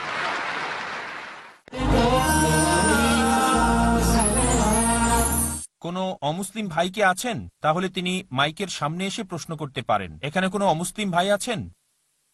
ঠিক আছে, পেছনের মাইকে যাচ্ছি। হ্যাঁ ভাই। প্রশ্নটা একজন অমুসলিম ভাইয়ের পক্ষ থেকে। ঠিক আছে, আপনি বলেন। আমার বন্ধু একজন নাস্তিক, সে আল্লাহকে বিশ্বাস করবে না, আরো বলে যে তোমরা কোরআন বিশ্বাস করবে না, আর তোমরাও আল্লাহকে বিশ্বাস করবে না। কেন এই 21 শতাব্দীতে তোমরা আল্লাহকে বিশ্বাস করবে? এটা আধুনিক যুগ, বিজ্ঞান আর প্রযুক্তি অনেক উন্নত হয়েছে। তাহলে ঈশ্বরকে বিশ্বাস করবে না, তোমরা সেটাই করবে যেটা সব মানুষের জন্য ভালো। ভাই, ধন্যবাদ। আপনার নাস্তিক বন্ধুর পক্ষ থেকে প্রশ্ন করলেন, এই বিজ্ঞান আর প্রযুক্তির যুগে সৃষ্টিকর্তাকে বিশ্বাস করব কেন, বরং ভালো মানুষ হওয়ার চেষ্টা করব। আমি প্রথমে যে কাজটা করব, আপনার বন্ধুকে অভিনন্দন জানাবো। কেন? কারণ দুর্ভাগ্যজনকভাবে বেশিরভাগ মানুষই অন্ধভাবে বিশ্বাস করে। এই লোক হিন্দু কারণ তার বাবা হিন্দু, ওই লোক খ্রিস্টান কারণ তার বাবা খ্রিস্টান, আবার কেউ হয়তো মুসলিম কারণ তার বাবা মুসলিম। আপনার এই নাস্তিক বন্ধু এটা নিয়ে চিন্তা করেছে। আগে তার একটা ধর্মীয় পরিচয় ছিল, তবে সে মানতে পারেনি তার বাবা মা যে ঈশ্বরের উপাসনা করে তাকে সে ঈশ্বর মানতে পারেনি। এখন আমি তাকে অভিনন্দন জানাচ্ছি, তার কারণ আপনার বন্ধু ইসলামিক শাহাদার প্রথম অংশটা বলেছে লা ইলাহা, কোনো উপাস্য নেই। এখন আমাকে তার সামনে প্রমাণ করতে হবে যে ইল্লাল্লাহ, আল্লাহ ব্যতীত, সেটা আমি করবো ইনশাআল্লাহ। তাহলে এখানে অর্ধেক কাজ হয়ে গেছে। অন্যান্য অমুসলিমের ক্ষেত্রে প্রথমে আমাকে প্রমাণ করে দেখাতে হবে যে নকল ঈশ্বরের উপাসনা করছে সে, তারপর আল্লাহ তাআলার অস্তিত্ব প্রমাণ করতে হবে। আর এই অমুসলিম হচ্ছে নাস্তিক। আমার অর্ধেক কাজ হয়ে গেছে। সে অলরেডি ইসলামিক শাহাদার প্রথম অংশটা বলেছে লা ইলাহা, কোনো উপাস্য নেই। এখন প্রমাণ করতে হবে ইল্লাল্লাহ, আল্লাহ ব্যতীত, সেটা আমি করবো ইনশাআল্লাহ। বললেন যে আপনার বন্ধু বিজ্ঞান প্রযুক্তিতে বিশ্বাস করে আর পৃথিবী এগিয়ে যাচ্ছে। আমি তাকে একটা প্রশ্ন করতে চাই। ধরেন একটা নতুন যন্ত্র তার সামনে রাখা হয়েছে যেটা পৃথিবীর কোনো মানুষ আগে দেখেনি। তখন আপনার বন্ধুকে যদি প্রশ্ন করা হয় এই যন্ত্রটা কিভাবে কাজ করবে, সে ব্যাপারে তোমাকে সবার প্রথমে কে জানাতে পারবে যেটা পৃথিবীর কোনো মানুষ আগে দেখেনি? কে প্রথম বলতে পারবে? তখন আপনার নাস্তিক বন্ধু হয়তো বলবে উৎপাদনকারী, অথবা হয়তো বলবে আবিষ্কারক, অথবা সে বলবে স্রষ্টা, অথবা সে বলবে কারিগর। এইরকমই একটা কিছু বলবে সে, হয় স্রষ্টা, কারিগর, উৎপাদনকারী, আবিষ্কারক, সে এরকমই কিছু একটা বলবে। আর দ্বিতীয় লোক, সেই স্রষ্টা বা আবিষ্কারক ব্যাপারটা যাকে জানাবেন সে হবে দ্বিতীয় লোক। তবে প্রথমে বলতে পারবে স্রষ্টা, উৎপাদনকারী বা আবিষ্কারক। এই উত্তরটা আপনি মনে রাখবেন। তাকে পরে প্রশ্ন করেন যে আমাদের এই বিশ্বজগৎ কিভাবে সৃষ্টি হয়েছিল। সে আপনাকে বলবে যে বিজ্ঞান উন্নত হওয়ার পরে এখন আমরা জানতে পেরেছি যে আমাদের বিশ্বজগৎ এটা প্রথমে ছিল ছোট একটা বিন্দু, তারপরে একটা বিস্ফোরণ হলো, সবকিছু আলাদা হয়ে গেল এবং সৃষ্টি হলো গ্যালাক্সি, নক্ষত্র, সূর্য, চাঁদ, আরো বিভিন্ন গ্রহ। এটা কবে জানতে পেরেছি? সে আপনাকে বলবে এটা 1973 সালের কথা। একদল বিজ্ঞানী তারা বলেন বিগ ব্যাং এর মাধ্যমে বিশ্বজগৎ সৃষ্টি হয়েছে। আপনি তাকে বলবেন বিজ্ঞান যে জিনিসটা জানতে পেরেছে মাত্র 35-36 বছর আগে, পবিত্র কোরআন সেটা বলেছে 1400 বছর আগে। সূরা আম্বিয়া অধ্যায় নম্বর 21 আয়াত 30 বলা হয়েছে, अवलम यरल्लज़ीन कफरू অবিশ্বাসীরা কি দেখে না अन्न समावाति वल अर्द कान रत्कन सकनाहुमा। আকাশমণ্ডলী ও পৃথিবী মিশেছিল, আমি তাদের আলাদা করে দিলাম। পবিত্র কোরআনে 1400 বছর আগে কে এই কথাগুলো বলতে পারেন? সেই নাস্তিক হয়তো বলবে এটা হঠাৎ করে মিলে গেছে। তর্ক করবেন না, বলে যান। তাকে পরের প্রশ্ন করেন আমাদের পৃথিবীর আকার কেমন? সে আপনাকে বলবে আগেকার দিনে পৃথিবীর মানুষ ভাবতো যে আমাদের এই পৃথিবী হচ্ছে সমতল। এরপর 1579 সালে স্যার ফ্রান্সিস ড্রেক জাহাজে পুরো পৃথিবী ঘুরে এসে প্রমাণ করলেন যে পৃথিবী বর্তুলাকার। আপনারা এটা জেনেছেন 1579 সালে, মানে প্রায় 400 বছর আগে। কোরআন একথা বলেছে 1400 বছর আগে। পবিত্র কোরআন বলছে সূরা নাজিয়াত অধ্যায় নম্বর 79 আয়াত নম্বর 30, वल अर्द बाद ज़ालिका दहाहा। তারপর আমি পৃথিবীকে বানিয়েছি ডিম্বাকৃতি। দাহাহার একটা অর্থ হচ্ছে বিস্তৃত, মানে পৃথিবীকে বানিয়েছি বিস্তৃত। আরেকটা অর্থ এটার মূল শব্দ দুইয়া, তার মানে ডিম। এখানে সাধারণ কোনো ডিমকে বোঝানো হচ্ছে না। এখন আমরা জানি যে পৃথিবী বলের মতো গোলাকার নয়, এটা পূর্বে আর পশ্চিমে চাপা। পৃথিবী দেখতে অনেকটা বর্তুলাকার। আর আরবি শব্দ দাহাহা দিয়ে সাধারণ কোনো ডিমকে বোঝানো হচ্ছে না, নির্দিষ্ট করে বলা হয়েছে উট পাখির ডিমকে। আর আপনারা যদি উট পাখির ডিম ভালো করে দেখেন তাহলে দেখবেন যে এটাও বর্তুলাকার। চিন্তা করেন, পবিত্র কোরআন বলেছে পৃথিবী বর্তুলাকার, এটা বলেছে 1400 বছর আগে। আপনার বন্ধুকে বলবেন কোরআনে এই কথাটা কে বলতে পারেন? সে তখন বলবে হয়তো তোমাদের নবী মুহাম্মদ সাল্লাল্লাহু আলাইহি সাল্লাম খুব বুদ্ধিমান ছিলেন। তর্ক না, বলে যান। তাকে বলেন চাঁদের আলোটা তার নিজস্ব নাকি প্রতিফলিত আলো? আপনার বন্ধু তখন বলবে আগেকার দিনের মানুষ ভাবতো চাঁদের আলোটা তার নিজস্ব আলো। এই কিছুদিন আগে, 100 বছর আগে, 200 বছর আগে, 300 বছর আগে আমরা জানতে পেরেছি যে চাঁদের আলোটা তার নিজস্ব আলো নয়, প্রতিফলিত আলো। আপনারা যেটা জেনেছেন কিছুদিন আগে, কোরআন সেটা বলেছে 1400 বছর আগে। সূরা ফুরকান অধ্যায় নম্বর 25 আয়াত নম্বর 61 কোরআন বলছে সূর্যের আলো তার নিজস্ব আলো, আর সেখানে চাঁদের আলোকে বলা হয়েছে মুনির বা নূর, মানে ধার করা আলো, প্রতিফলিত আলো। কে এই কথা বলতে পারে 1400 বছর আগে যে চাঁদের আলো তার নিজস্ব আলো নয়, প্রতিফলিত আলো? সে কিছুক্ষণ চুপ থেকে হয়তো বলবে আচ্ছা হতে পারে, তোমাদের নবী খুব বুদ্ধিমান লোক ছিলেন। তর্ক না, বলে যান। আমি স্কুলে শিখেছিলাম যে সূর্য প্রদক্ষিণ করছে এই সৌরজগতে, এই গ্যালাক্সিতে, তবে নিজ অক্ষের চারপাশে আবর্তন করছে না। কোরআনে কি এটা লেখা আছে? না না, আমি এটা পড়েছিলাম স্কুলে 1982-তে। স্কুলে 1982, 27 বছর আগে আমি পড়েছিলাম যে সূর্য স্থির থাকে। কিন্তু পবিত্র কোরআন বলছে সূরা আম্বিয়া অধ্যায় 21 আয়াত নম্বর 33, हुवल्लज़ी खलक़ल लैल ওয়ান নাহারা আল্লাহ সৃষ্টি করেছেন রাত ও দিন, ওয়াশ-শামস ওয়াল কমর সূর্য ও চন্দ্র, কুল্লুন ফি ফালাকিন ইয়াসবাহুন। প্রত্যেকেই বিচরণ করে তার নিজ নিজ কক্ষপথে। আরবি শব্দ ইয়াসবাহুন, এটা দিয়ে চলন্ত কোনো কিছুর গতিকে বোঝানো হয়। কোরআন বলছে সূর্য আর চাঁদ প্রদক্ষিণের পাশাপাশি তাদের নিজ অক্ষের চারপাশে আবর্তিত হচ্ছে। আর বিজ্ঞান এখন জানতে পেরেছে যে নিজ অক্ষের চারপাশে ঘুরে আসতে সূর্যের প্রায় 25 দিন সময় লাগে। কোরআনে এই কথা কে বলতে পারেন 1400 বছর আগে? যেটা বিজ্ঞান জেনেছে সেদিন, হয়তো 20 বছর আগে, 30 বছর আগে। সে কথা বলবে না, উত্তরের অপেক্ষায় থাকবেন না, আপনি বলে যান। কোরআন বলছে আকাশের কথা। আল্লাহ তাআলা আকাশকে বানিয়েছেন সুরক্ষিত ছাদ, এটা ছাড়া পৃথিবীতে প্রাণী বাস করতে পারত না। সূরা আম্বিয়া অধ্যায় নম্বর 21 আয়াত নম্বর 32। কোরআন বলছে পানিচক্র সম্পর্কে, এটা অনেক জায়গায় বলা হয়েছে। সূরা জুমার অধ্যায় নম্বর 39 আয়াত নম্বর 21, সূরা রুম অধ্যায় 30 আয়াত 24, সূরা হিজর অধ্যায় 15 আয়াত 22, সূরা মুমিনুন অধ্যায় 23 আয়াত 18, সূরা নূর অধ্যায় 24 আয়াত 40, সূরা আরাফ অধ্যায় 7 আয়াত 57। অনেক জায়গায় পবিত্র কোরআনে পানিচক্র সম্পর্কে একেবারে বিস্তারিত বলা হয়েছে। কে 1400 বছর আগে এই কথাগুলো বলতে পারেন? সে কথা বলবে না, সমস্যা নেই, আপনি বলে যান। কোরআন বলছে বায়োলজি সম্পর্কে, প্রাণবান সবকিছু সৃষ্টি করলাম পানি থেকে। কোরআন বলছে বোটানি সম্পর্কে, যে আমি সব গাছপালা সৃষ্টি করেছি জোড়ায় জোড়ায়, তার মানে হচ্ছে দুটো লিঙ্গ, পুরুষ ও স্ত্রী। সূরা তাহা অধ্যায় নম্বর 20 আয়াত নম্বর 53। কোরআন বলছে প্রাণীদের সৃষ্টি করা হয়েছে পানি থেকে। সূরা নূর অধ্যায় নম্বর 24 আয়াত নম্বর 45। কোরআন বলছে যে মানুষও সৃষ্টি করেছে পানি থেকে। সূরা ফুরকান অধ্যায় নম্বর 25 আয়াত নম্বর 54। এছাড়াও কোরআন বলছে জেনেটিক্স নিয়ে, যে পুরুষের শুক্রাণুই সন্তানের লিঙ্গ নির্ধারণ করে। সূরা নাজম অধ্যায় নম্বর 53 আয়াত 45 ও 46। এছাড়াও সূরা কিয়ামা অধ্যায় নম্বর 75 আয়াত 37 থেকে 39। কোরআন বলছে ভ্রূণবিদ্যা সম্পর্কে, কোরআন বলছে জিওলজি সম্পর্কে, বলছে সমুদ্রবিদ্যা সম্পর্কে। এ বিষয়ে কয়েক ঘন্টা লেকচার দিতে পারি। কোরআনের বৈজ্ঞানিক তথ্য বলার পরে আপনার বন্ধুকে আপনি বলেন কোরআনে কে এই কথাগুলো 1400 বছর আগে বলতে পারে, সে তখন একটা উত্তরই দেবে, সেটা স্রষ্টা, উৎপাদনকারী, কারিগর, আবিষ্কারক। এই স্রষ্টা, এই উৎপাদনকারী, এই কারিগর, আমরা মুসলিমরা তাকে বলি আল্লাহ, বলি স্রষ্টা।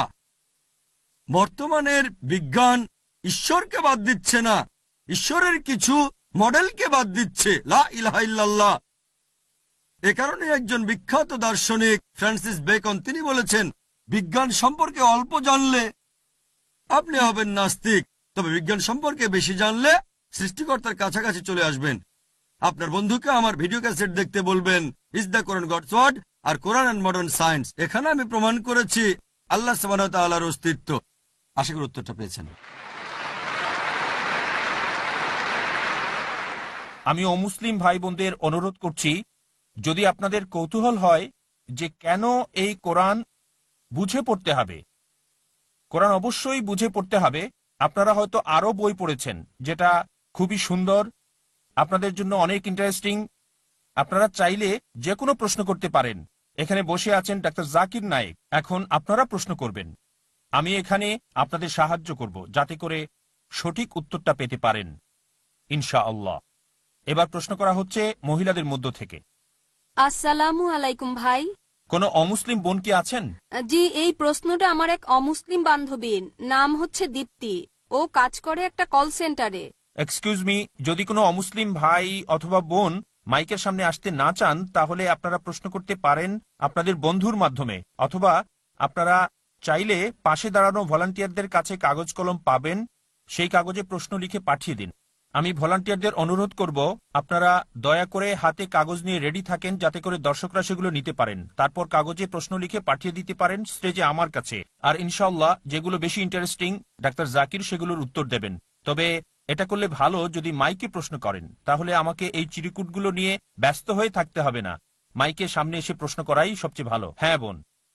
জি, আমার বান্ধবীর প্রশ্ন, কোরআন পড়তে গেলে ইসলাম গ্রহণ করা কি বাধ্যতামূলক?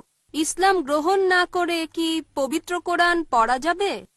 বোন খুব সুন্দর প্রশ্ন করেছেন যে পবিত্র কোরআন পড়তে গেলে ইসলাম গ্রহণ করা কি বাধ্যতামূলক, বা ইসলাম গ্রহণ না করে কোরআন পড়া যাবে কিনা। আমি আমার লেকচারও বলেছি যে কোরআন নাজিল হয়েছে পুরো মানবজাতির দিক নির্দেশনা হিসেবে।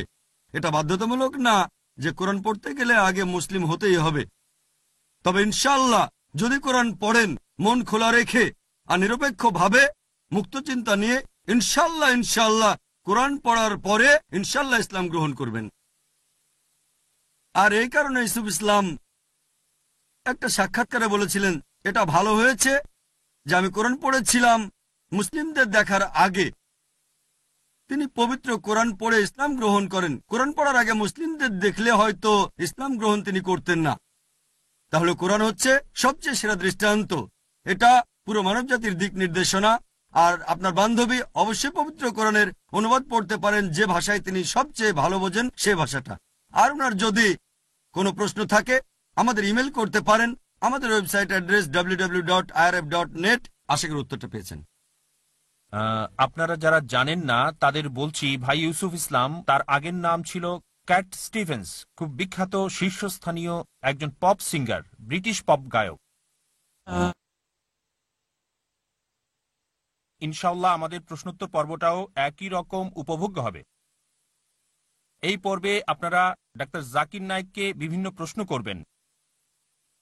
আজকে যা বলা হয়েছে সেগুলো বিস্তারিত জানার জন্য প্রশ্ন করতে পারেন, অথবা টপিকের সাথে প্রাসঙ্গিক অন্য যে কোনো প্রশ্ন। প্রশ্নোত্তর পর্বের সীমিত সময়টাকে যাতে করে ভালোভাবে কাজে লাগাতে পারি সেজন্য কিছু নিয়ম মেনে চলতে হবে। সেগুলো হলো: 1. আপনাদের প্রশ্ন হবে টপিকের উপর, Al Quran should it be read with understanding, এটার উপরে। 2 নম্বর, আপনাদের প্রশ্ন হবে সংক্ষিপ্ত আর যথাযথ, 1 থেকে 5 বাক্যের মধ্যে হলে ভালো হয়। এখানে আপনি প্রশ্ন করবেন, কোনো বক্তৃতা দেবেন না বা বিতর্ক করার চেষ্টা করবেন না, খেয়াল রাখবেন। 3 নম্বর, আপনারা একবারে মাত্র একটা প্রশ্ন করবেন। দ্বিতীয় প্রশ্ন করতে চাইলে আপনি লাইনের পেছনে গিয়ে দাঁড়াবেন, সেখানে অপেক্ষা করবেন, আর সুযোগ পেলে প্রশ্ন করবেন। হ্যাঁ বোন। এই প্রশ্নটা করেছে একজন ছাত্রী অপর্ণা, ও দর্শকদের মাঝেই আছে। ওর প্রশ্ন হলো, শুক্রবারকে কেন এত বেশি গুরুত্ব দেয়া হয়েছে? বোন, আপনি প্রশ্ন করলেন যে শুক্রবারকে কেন এত বেশি গুরুত্ব দেওয়া হয়েছে। আমাদের নবী বলেছেন এটা অনেকটা সাপ্তাহিক ঈদের মতো। সাপ্তাহিক ঈদের দিন খ্রিস্টানদের যেমন আছে প্রতি রবিবার, ইহুদিদের হচ্ছে শনিবার, মুসলিমদেরটা একটু আলাদা হওয়া উচিত, সেজন্য নবী বেছে নিয়েছেন শুক্রবার। আর অনেক সহিহ হাদিসে শুক্রবারের গুরুত্বের কথা বলা হয়েছে। একটা হাদিসে বলা হয়েছে নূহ নবীর নৌকা সেই প্লাবন শেষ হলে মাটির উপর নেমে এসেছিল, সেটা শুক্রবারে। এরকম বেশ কিছু। তবে ইসলাম ধর্মের দিক থেকে এটা সাপ্তাহিক গুরুত্বপূর্ণ দিন। এই দিনে আমরা জামাতে নামাজ আদায় করি, আর এই জামাতে নামাজ খুবই গুরুত্বপূর্ণ। সাধারণত আমরা দিনে 5 ওয়াক্ত নামাজ পড়ি, তবে সপ্তাহে একদিন জুমার নামাজ পড়ি, সেখানে অনেক মানুষ হয়। এটা সাপ্তাহিক ঈদের মতো। সেই জামাতে নামাজ পড়া হচ্ছে বাধ্যতামূলক। আর সেই জুমার নামাজের সময় যেরকম আজকে দুপুরেও পড়েছি, সেখানে ইমাম সাহেব খুতবা দেন, তিনি বক্তৃতা দেন, নির্দেশনা দেন, সাপ্তাহিক নির্দেশনা মুসলিমদের উদ্দেশ্যে যে কি করা উচিত। হয়তো কথা বলবেন স্থানীয় বিষয় নিয়ে, বিভিন্ন গুরুত্বপূর্ণ বিষয়ে কথা বলবেন, আর দিন প্রচার করবেন। তাহলে শুক্রবার হচ্ছে এক ধরনের সাপ্তাহিক ঈদ, আর মুসলিমদের জন্য সপ্তাহের গুরুত্বপূর্ণ দিন। আশা করি উত্তরটা পেয়েছেন। হ্যাঁ ভাই। গুড ইভিনিং স্যার, আমার নাম রোহিত রায়না। আমি হিন্দু ছিলাম, আর কিছুদিন আগে ইসলাম ধর্ম গ্রহণ করেছি। এখন আমি আসলে মুসলিম মেয়েকে ভালোবাসি, তবে সেটাই প্রধান কারণ না। আসল কারণটা হলো আমি ইসলাম ধর্ম গ্রহণ করেছি একেবারে অন্তর থেকে। আপনাকে খোলা মনেই বলি, আমি আরবি ভাষা জানি না, উর্দু ভাষাটাও আমি খুব সামান্য জানি, এছাড়া সংস্কৃত ভাষাও জানি না। আমি আমার ব্যাকগ্রাউন্ড হিন্দু। এখন আমি ইসলাম সম্পর্কে জানতে চাই, কারণ শুধু এটা নয় যে একজন মুসলিম মেয়েকে বিয়ে করতে যাচ্ছি। আর বিভিন্ন ধর্মের মানুষের মধ্যে এত ঝগড়া বিবাদ দেখি কেন? এগুলো মানুষের বানানো। আল্লাহ এই বিবাদ সৃষ্টি করেননি, আর আল্লাহ এরকম নির্দেশ দিচ্ছেন না যে মানুষকে এগুলো করতে হবে। একজন অমুসলিম কোনো মুসলিম মেয়েকে বিয়ে করলো, অথবা হিন্দু কেউ একজন মুসলিমকে বিয়ে করলো, এখন এত ঝগড়া বিবাদ কেন? আমি যদি ইসলাম গ্রহণ করি তাহলে সেই মুসলিম মেয়ের পরিবারেও কোনো সমস্যা নেই। তাহলে আমাদের মধ্যে এই ঝগড়া বিবাদগুলো কেন থাকবে? একটু ব্যাখ্যা করে বলেন। ভাই, আপনি প্রশ্ন করলেন, আর আলহামদুলিল্লাহ আপনি ইসলাম ধর্ম গ্রহণ করেছেন, একজন মুসলিম মেয়েকে ভালোবাসেন, তবে সেটা প্রধান কারণ না। অন্তর থেকে ইসলাম ধর্ম গ্রহণ করেছেন। আরো বললেন আরবি ভাষা জানেন না, সংস্কৃতও জানেন না। ভাই, এটা বাধ্যতামূলক না যে বেহেশতে যেতে আপনাকে আরবি জানতেই হবে, বাধ্যতামূলক না। তবে এখন আমি ইংরেজির মাধ্যমে আরবি শিখছি।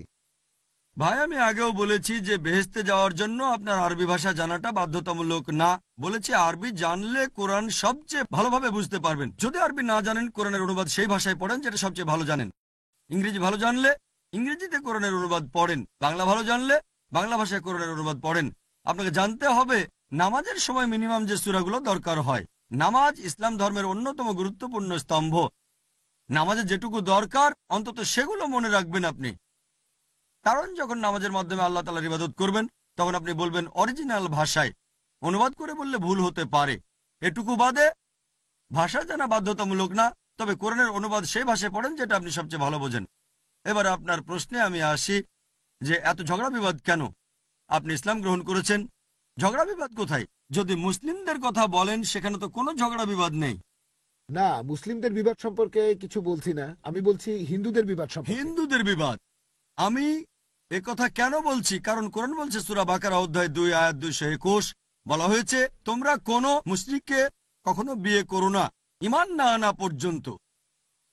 একজন মুমিন পুরুষ যদি সে কৃতদাসও হয়, একজন দাস হলেও সে কোনো মুশরিক পুরুষের চেয়ে উত্তম, যদিও সেই মুশরিক তোমাকে মুগ্ধ করে। আর মুশরিক মহিলাদের ক্ষেত্রে একই রকম, পুরুষদের জন্য। এটার কারণ হচ্ছে, ধরেন আপনার একটা গাড়ি আছে, তার দুটো চাকা দিলেন সাইকেলের আর দুটো দিলেন ট্রাকের। গাড়ি তাহলে চলবে কিভাবে? সবগুলো চাকা হতে হবে একই রকম। আর একজন ভালো আর ধার্মিক মহিলা চাইবে তার স্বামীও যেন বেহেশতে যায়, যেন জান্নাতে যেতে পারে। সেই মহিলা যদি বেহেশতে যাওয়ার পথ খুঁজে পায় আল্লাহর কাছে আত্মসমর্পণ করে শান্তি অর্জনের মাধ্যমে, তাহলে আপনাকেও সেজন্য অনুরোধ করতে পারে। সেজন্যই হয়তো ইসলাম গ্রহণ করেছেন। আর হিন্দুদের ব্যাপারে যদি আমাকে বলতে হয়, আমার ভিডিও ক্যাসেট দেখাতে পারেন similarities between Islam and Hinduism. আমি তাদের বলবো, মানুষ এটাকে বলে ইন্টারফেথ, আমি তাদের বলবো অন্তত এটা মানেন। আমি অমুসলিমদের বলি এই ইন্টারফেথ ডায়ালগে আমার কোনো ভরসা নেই যে ইসলাম ধর্ম যা বলে সেই কথা বলে হিন্দুইজম, আর খ্রিস্টান ধর্ম এই সবগুলো একই, এর সাথে আমি একমত না। বিভিন্ন ধর্মের ছাত্র হিসেবে আমি জানি পার্থক্য আছে। আমি তাদের বলি অন্তত এটা মানেন, একটা কিতাব একেবারে 100% ঈশ্বরের বাণী।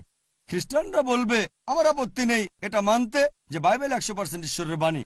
হিন্দুরা বলবে বেদকে ঈশ্বরের বাণী বলে মানতে আমার কোনো আপত্তি নেই। আর মুসলিমরা বলবে আমার এটা মানতে কোনো আপত্তি নেই যে কোরআন আল্লাহর বাণী। আমি তাদের বলি যে ব্যাপারগুলো কমন এই ধর্মগ্রন্থগুলোতে আসে নাকি সেগুলো আমরা মেনে চলি, যেগুলো আলাদা, যেগুলোতে পার্থক্য আছে সেগুলো পরে আলোচনা করব। যে ব্যাপারগুলো কমন একেবারে সেগুলো 100% মেনে চলি।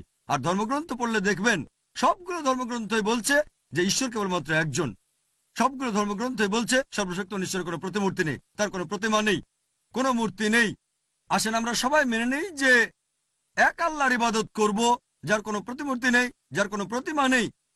সবগুলো ধর্মগ্রন্থই হোক সেটা বেদ অথবা হোক বাইবেল অথবা কোরআন, সবাই বলছে যে সর্বশেষ ও চূড়ান্ত নবী মুহাম্মদ সাল্লাল্লাহু সাল্লাম।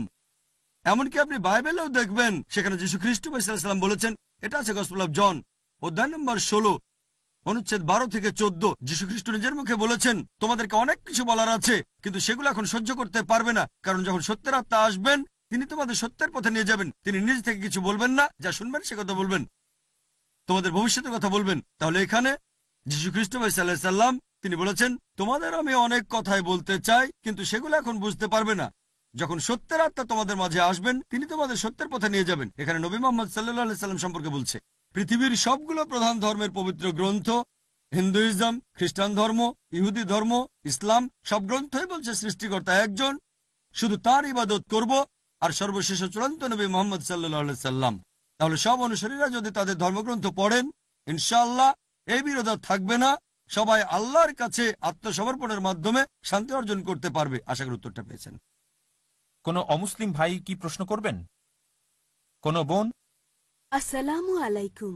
এই প্রশ্নটা করেছেন একজন অমুসলিম বোন।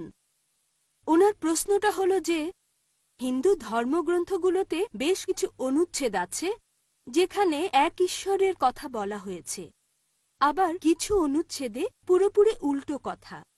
এখন প্রশ্ন হলো যে সেই অনুচ্ছেদগুলোর ব্যাপারে আপনি কি বলবেন যেগুলো বহু ঈশ্বরের কথা বলছে? বোন খুব সুন্দর প্রশ্ন করেছেন যে হিন্দু ধর্মগ্রন্থে কিছু অনুচ্ছেদ এক ঈশ্বরের কথা বলছে, সেগুলো আমিও বলেছি। তবে আরো কিছু অনুচ্ছেদ পুরো উল্টো কথা বলছে, অনেক ঈশ্বরের কথা বলছে। সেগুলোর উদ্ধৃতি দিনই কেন? কথা আগেও বলেছি যে হিন্দু ধর্মগ্রন্থগুলোর মধ্যে সবচেয়ে পবিত্র যে গ্রন্থটা সেটা হচ্ছে বেদ। আর বেদ মূলত এক ঈশ্বরের কথা বলছে। আরো কিছু ধর্মগ্রন্থ আছে হিন্দুইজমে যেগুলোর অবস্থান কিছুটা নিচে, সেখানে প্যান্থাইজমের কথা বলা হয়েছে, বহিশ্বরের কথা বলা হয়েছে। তবে এখানে যুক্তিটা হচ্ছে পরস্পর বিরোধী কিছু থাকলে মেনে চলবো যেটা উপরে। আর আগে ওই কথা বলেছি, আমাদের মধ্যেকার পার্থক্যগুলো নিয়ে পরে আলোচনা করব আমরা। এখন সেখানে যদি বহু ঈশ্বর নিয়ে অনুচ্ছেদ থাকে, কোরআনে তো কোনো বহু ঈশ্বর নিয়ে আয়াত নেই, তাহলে এটা কমন না। আমরা সেগুলো নিয়ে আলোচনা করছি যেগুলো কমন। আর ঈশ্বরের কথা পরস্পর বিরোধী হয় কিভাবে? সৃষ্টিকর্তা কিভাবে এক জায়গায় বলেন ঈশ্বর একজন, অন্য জায়গায় বলেন ঈশ্বর অনেকজন? তার মানে কথাটা পরস্পর বিরোধী। আর পরস্পর বিরোধী হলে সেটা ঈশ্বরের বাণী নয়। তাহলে একজন হিন্দু ঠিক করবে এমন ধর্মগ্রন্থ কিভাবে মানবে যার কথা পরস্পর বিরোধী হয়? কোরআন বলছে সূরা নিসা অধ্যায় 4 আয়াত নম্বর 82, أفلا يتدبرون القرآن ولو كان من عند غير الله لوجدوا فيه اختلافا كثيرا। তবে কি তারা কোরআন সম্পর্কে অনুধাবন করে না? এটা আল্লাহ ব্যতীত অন্য কারণে নিকট থেকে আসলে তাতে অনেক অসঙ্গতি থাকতো, সেখানে অনেক ভুল থাকতো। তাহলে ঈশ্বরের বাণীতে অসঙ্গতি থাকবে কেন? যদি ধর্মগ্রন্থে কোনো অসঙ্গতি থাকে বাতিল করে দেব আমরা। খুব সহজ। আর যদি মেনে চলেন আমার ফর্মুলাটা, আমি শুধু সেগুলোই নিচ্ছি যেগুলো কমন। আমি হিন্দুইজম ও ইসলামের পার্থক্য নিয়ে আরো অনেক লম্বা লেকচার দিয়ে যেতে পারি, তবে আজকে পার্থক্য নিয়ে কথা বলতে আসিনি, এসেছি সাদৃশ্য নিয়ে কথা বলতে। কারণ আল্লাহ তাআলা পবিত্রকরণে বলেছেন কিভাবে অন্য মানুষকে বোঝাতে হবে। সূরা আলে ইমরান অধ্যায় নম্বর 3 আয়াত 64 বলা হয়েছে, تعالوا إلى كلمة سواء بيننا وبينكم এসো সেই কথায় যা তোমাদের ও আমাদের মধ্যে এক। প্রথম সাদৃশ্যটা কি? ألا نعبد إلا الله আমরা আল্লাহ ব্যতীত কারো ইবাদত করি না, ولا نشرك به شيئا অন্য কিছুকে তার শরীক করি না। ولا يتخذ بعضنا بعضا أربابا من دون الله আমরা আমাদের মধ্য থেকে আল্লাহ ব্যতীত অন্য কাউকে রব হিসেবে গ্রহণ করি না। فإن تولوا যদি তারা মুখ ফিরিয়ে নেয়, فقولوا اشهدوا বলো তোমরা সাক্ষী থাকো بأننا مسلمون। নিশ্চয়ই আমরা মুসলিম, আল্লাহ তাআলার কাছে আত্মসমর্পণ করি। এই ফর্মুলাটা দেয়া আছে পবিত্র কোরআনে কিভাবে অন্য ধর্মের মানুষের সাথে কথা বলতে হবে। আমরা সাদৃশ্যগুলো দেখব, পার্থক্য নিয়ে পরে আলোচনা করব। আজকে আমরা সাদৃশ্যগুলো দেখব। আসুন অন্ততপক্ষে সেটা মেনে চলি যেটা কমন। আমি সেই অনুচ্ছেদগুলো বেছে নিয়েছি যেগুলো কোরআনের সাথে কমন। পরস্পর বিরোধী যদি কিছু থাকে সেটা বাদ দিয়ে দেই। আর আমি সেটাকে ঈশ্বরের বাণী বলে মনে করি না।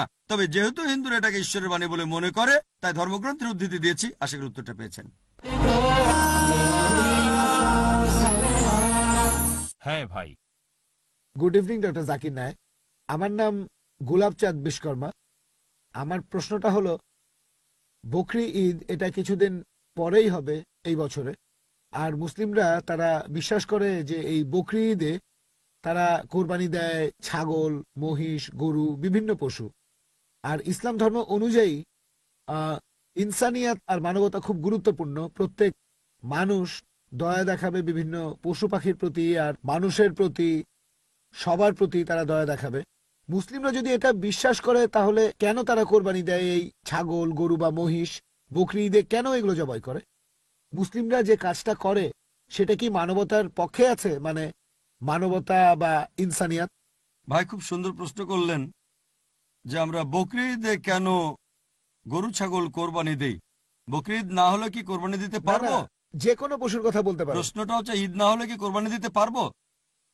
তারা কোরবানি দেয়, পশু হত্যা করে। আপনাকে আমি প্রশ্ন করছি বকরি ঈদ বাদে অন্য সময় কোরবানি দিলাম, এটার কি অনুমতি আছে? না না, এরকম তাহলে প্রশ্নটা এরকম কেন? তার এরকম বদলে করা যাবে ডাইরেক্ট না। প্রশ্ন করেন আমরা নন ভেজ খাই কেন? ঠিক, আপনার প্রশ্নটা বুঝতে পারছি আপনি না। তো জানতে চাচ্ছেন আমরা নন ভেজ খাবার খাই কেন, মাংস খাই কেন। আমার প্রশ্নটা হলো বকরি ঈদের সময় নিয়ে আর অন্যান্য সময়গুলো। আচ্ছা ঠিক আছে, দুটোরই উত্তর দিচ্ছি। বকরি ঈদে যেটা হয়, আল্লাহ পবিত্র কোরআনে বলছেন সূরা হজ অধ্যায় নম্বর 22, আল্লাহ সুবহানাহু ওয়া তাআলার কাছে মাংস বা রক্ত পৌঁছায় না, আল্লাহর কাছে পৌঁছায় তোমাদের তাকওয়া। অন্য ধর্মে এরকম না। অন্যান্য ধর্মে উৎসর্গের সময় পশু বলি দিয়ে ফেলে রাখে একটা বেদিতে একজন দেবতার সামনে। সেটা খায় কে? ঈশ্বর খান। ইসলাম ধর্মে যখন কোরবানি দেই আমরা কি করি? কমপক্ষে 3 ভাগের 1 ভাগ অবশ্যই গরিব লোককে দিতে হবে, 1/3 দেব আত্মীয় আর বন্ধুদের, বাকিটা নিজের জন্য রাখবো। নিজের জন্য ম্যাক্সিমাম 1/3 রাখতে পারবেন। চাইলে আপনি পুরোটাই দান করে দিতে পারেন। তাহলে যখন কোরবানি দিচ্ছি তখন কি করছি? মানুষ জাতির উপকার করছি। আমরা তাদের জন্য খাবার দিচ্ছি। এখন কাউকে খাবার দেয়া এটা কি ভালো না খারাপ? খাবার দেয়া যাতে মানুষ উপকার পেতে পারে, এটা কি ভালো না খারাপ? ভালো, মানুষের জন্য এটা ভালো না খারাপ? ভালো। তাহলে ইসলাম হচ্ছে মানবতার ধর্ম। আপনি প্রশ্ন করতে পারেন যে প্রাণীদের কেন হত্যা করা হচ্ছে? মানুষের জন্য ভালো, কিন্তু প্রাণীদের জন্য কি হচ্ছে? আর সত্যি বলতে একজন মুসলিম শুধুমাত্র ভেজ খাবার খেয়েও ভালোভাবে ধর্ম পালন করতে পারে। ননভেজ খাওয়া ইসলামের জন্য বাধ্যতামূলক না। তবে আল্লাহ যেহেতু আমাদেরকে অনুমতি দিয়েছেন ননভেজ খেতে, তাহলে আমরা সেটা খাবো না কেন? আল্লাহ পবিত্র কোরআনে বলেছেন, সূরা মাইদা অধ্যায় নম্বর 5 আয়াত নম্বর 1, সেই চতুষ্পদ প্রাণীর মাংস খাও যেগুলো তোমাদের জন্য হালাল করা হয়েছে। আল্লাহ বলেছেন সূরা নাহল অধ্যায় 16 আয়াত নম্বর 5, তিনি চতুষ্পদ প্রাণী সৃষ্টি করেছেন যাতে করে তোমরা উপকার পেতে পারো এবং তাদের মাংস খেতে পারো। এই কথাটা আবারও আছে সূরা মুমিনুন অধ্যায় নম্বর 23 আয়াত নম্বর 21, যে গবাদি পশুর মধ্যে রয়েছে নিদর্শন, তাদের উদরের দুধ পান করো এবং তাদের মাংস তোমরা খাও। তাহলে যেহেতু আল্লাহ আমাদের অনুমতি দিয়েছেন, তাহলে ননভেজ খাবো না কেন? এবার লজিক্যাল কারণে আসি। এখনকার বিজ্ঞান বলছে যে ননভেজ খাবারে, মাংস জাতীয় খাবারে প্রচুর ভিটামিন থাকে, আর এটাই একমাত্র খাবার যেখানে পরিপূর্ণ আমিষ আছে। আমাদের মানুষের শরীরে 23 রকমের অ্যামিনো অ্যাসিড আছে যেগুলোর প্রয়োজন হয়। এগুলোর মধ্যে 8টা অ্যামিনো অ্যাসিড শরীর তৈরি করতে পারে না, এগুলো পাই আমরা খাবার থেকে। এমন কোনো ভেজ খাবার নেই যেখানে এই 8টার সবগুলোই পাবেন। শুধুমাত্র মাংস জাতীয় বা ননভেজ খাবারেই এই 8টা অ্যামিনো অ্যাসিডই পাবেন। এছাড়াও যদি আপনারা দাঁত পরীক্ষা করেন তৃণভোজী প্রাণীদের, গরু, ছাগল, ভেড়া, তাদের দাঁতগুলো সমান। তারা শুধু ভেজ খাবার খায়, মাংস খেতে পারে না। এরপর যদি দাঁত পরীক্ষা করে দেখেন মাংসাশী প্রাণীদের, বাঘ, সিংহ, চিতাবাঘ, তাদের মুখের দাঁতগুলো সুচালো, যাতে মাংস খেতে পারে এজন্য তাদের দাঁতগুলো থাকে সুচালো। তারা শুধু মাংসই খায়, ভেজ খাবার তারা খেতে পারে না। যদি আয়নার সামনে দাঁড়িয়ে আপনার দাঁতগুলো দেখেন, আমাদের সুচালো দাঁত আছে, আবার সমান দাঁতও আছে। আমরা সব ধরনের খাবারই খেতে পারি। যদি আল্লাহ চাইতেন শুধু ভেজ খাবারই খাবো, তাহলে আমাদেরকে সুচালো দাঁত দিলেন কেন? ননভেজ খাওয়ার জন্য। এছাড়াও তৃণভোজী প্রাণীদের যে পরিপাকতন্ত্র, গরু, ছাগল বা ভেড়ার শুধু ভেজ খাবার হজম করতে পারে, ননভেজ হজম করতে পারে না। আর মাংসাশী প্রাণীদের পরিপাকতন্ত্র, বাঘ, চিতাবাঘ, সিংহ শুধু মাংস হজম করতে পারে, ভেজ হজম করতে পারে না। আবার মানুষের যে পরিপাকতন্ত্র, সেখানে আছে ক্ষুদ্রান্ত এবং বৃহদান্ত্র, ভেজ খাবার হজম করতে পারে, ননভেজ হজম করতে পারে। যদি আল্লাহ চাইতেন যে আমরা শুধু ভেজ খাবারই খাবো, তাহলে দুটোই হজমের পরিপাকতন্ত্র দিলেন কেন? এছাড়াও অনেক ভুল ধারণা আছে যে হিন্দুদের ননভেজ খাবার খাওয়া উচিত না। এটা ভুল ধারণা। যদি হিন্দু ধর্মগ্রন্থ পড়েন, এটা আছে মনুস্মৃতিতে অধ্যায় নম্বর 5 অনুচ্ছেদ 30, ঈশ্বর প্রাণী বানিয়েছেন, তাদেরকে কেউ খাবে আর কাউকে খাবে অন্যরা। যদি তুমি খাওয়ার জন্য সৃষ্টি করা প্রাণী খাও, তাহলে কোনো পাপ হবে না। মনুস্মৃতিতে আছে অধ্যায় 5 অনুচ্ছেদ 31, যে ঈশ্বর কিছু প্রাণীকে সৃষ্টি করেছেন উৎসর্গের জন্য, সেই ধরনের প্রাণীকে হত্যা করো, কোনো পাপ হবে না। মনুস্মৃতিতে আছে অধ্যায় নম্বর 5 অনুচ্ছেদ 40, যে উৎসর্গের জন্য প্রাণী হত্যা কোনো পাপ নয়। হিন্দু ধর্মগ্রন্থে এরকম আরো অনুচ্ছেদ আছে, বেদেও আছে, যে মুনি আর ঋষিগণ ননভেজ খাবার খেত, তারা গরুর মাংস খেত। মহাভারত পড়লে দেখবেন অনুশাসন পর্ব অধ্যায় নম্বর 88। পাণ্ডবদের গল্পটা তো জানেন। পঞ্চপাণ্ডব 5 ভাই, সবচেয়ে বড় ভাই যুধিষ্ঠির, তিনি ভীষ্মকে জিজ্ঞেস করলেন যজ্ঞের সময় কি উৎসর্গ করব, পূজার সময়, যাতে আমাদের পূর্বপুরুষের সন্তুষ্ট হবেন। ভীষ্ম উত্তরে বললেন, যদি তুমি লতাপাতা আর শাকসবজি উৎসর্গ করো, তাহলে আমাদের পূর্বপুরুষেরা সন্তুষ্ট থাকবেন 1 মাস। মাছ উৎসর্গ করলে 2 মাস। যদি তুমি মাংস দাও তাহলে 3 মাস। যদি খরগোশ উৎসর্গ করো তাহলে 4 মাস। যদি ছাগল দাও তাহলে 5 মাস। শুকরের মাংস দিলে তখন 6 মাস। যদি পাখির মাংস দাও তাহলে 7 মাস। হরিণের মাংস দিলে 8 মাস। এভাবে তিনি বলে গেলেন। মহিষের মাংস দিলে 11 মাস। যদি গরুর মাংস দাও তাহলে পূর্বপুরুষেরা সন্তুষ্ট থাকবেন পুরো 1 বছর। আর যদি চাও যে পূর্বপুরুষেরা সন্তুষ্ট থাকবেন একেবারে সারা জীবন, তাহলে ছাগলের লালচে মাংস দাও বা গন্ডারের মাংস দাও। এ কথা কে বলেছেন? ভীষ্ম যুধিষ্ঠিরকে। পুরো তালিকা দেওয়া আছে, শাকসবজি, মাছ, খরগোশ, ছাগল, সবকিছু আছে, মহিষ, গরু। তাহলে হিন্দু ধর্মগ্রন্থ বলছে ননভেজ খাওয়ার অনুমতি আছে। হিন্দুরা এখন এগুলো মানে, কারণ তাদেরকে প্রভাবিত করছে অন্যান্য ফিলোসফি, যেমন অহিংসা। এখন হিন্দুরাও এটা পালন করে। আর যারা এই অহিংসা নীতি মেনে চলে যে নন ভায়োলেন্স, জীবিত প্রাণীকে হত্যা করা যাবে না, যদি একজন মানুষ কোন রকম প্রাণী হত্যা না করে টিকে থাকতে পারে, আমি সেটার পক্ষে আছি। এখন তারা বলে প্রাণী হত্যা করা এটা খুব বড় পাপ, কারণ এটা হচ্ছে জীবন, জীব হত্যা করা নিষিদ্ধ। এখন বিজ্ঞান উন্নত হয়েছে আর আমরা জানতে পেরেছি যে গাছপালারও জীবন আছে। তাহলে ভেজ খাবার খেলেও তো জীব হত্যা করছেন। তখন যুক্তি বদলায়, ঠিক আছে আমরা মানছি যে গাছপালারও জীবন আছে, তবে ব্যথা অনুভব করতে পারে না। তাহলে একটা গাছকে হত্যা করা প্রাণী হত্যার চেয়ে কম গুরুতর পাপ। আচ্ছা, তর্কের খাতিরে মানলাম, কিন্তু এখন বিজ্ঞান বলছে আমরা মানুষরা যে শব্দ শুনতে পাই তার কম্পনাঙ্ক 20 সাইকেল পার সেকেন্ড থেকে 20,000 সাইকেল পার সেকেন্ড, এর নিচে বা উপরে হলে আমরা শুনতে পাই না। বর্তমানের বিজ্ঞান বলে যে গাছপালা কান্নাকাটিও করে, কিন্তু সেটা মানুষ শুনতে পায় না। আমেরিকার এক কৃষক একটা যন্ত্র বানিয়েছেন যেটা দিয়ে গাছের কান্না মানুষ শুনতে পাবে আর জানতে পারবে কখন গাছের পানি লাগবে।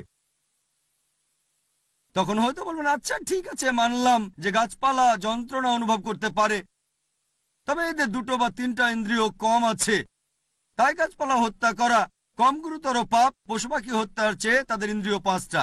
আচ্ছা, তর্কের খাতিরে এটাও মানলাম যে গাছপালা 2টো ইন্দ্রিয় কম থাকে পশু পাখির চেয়ে।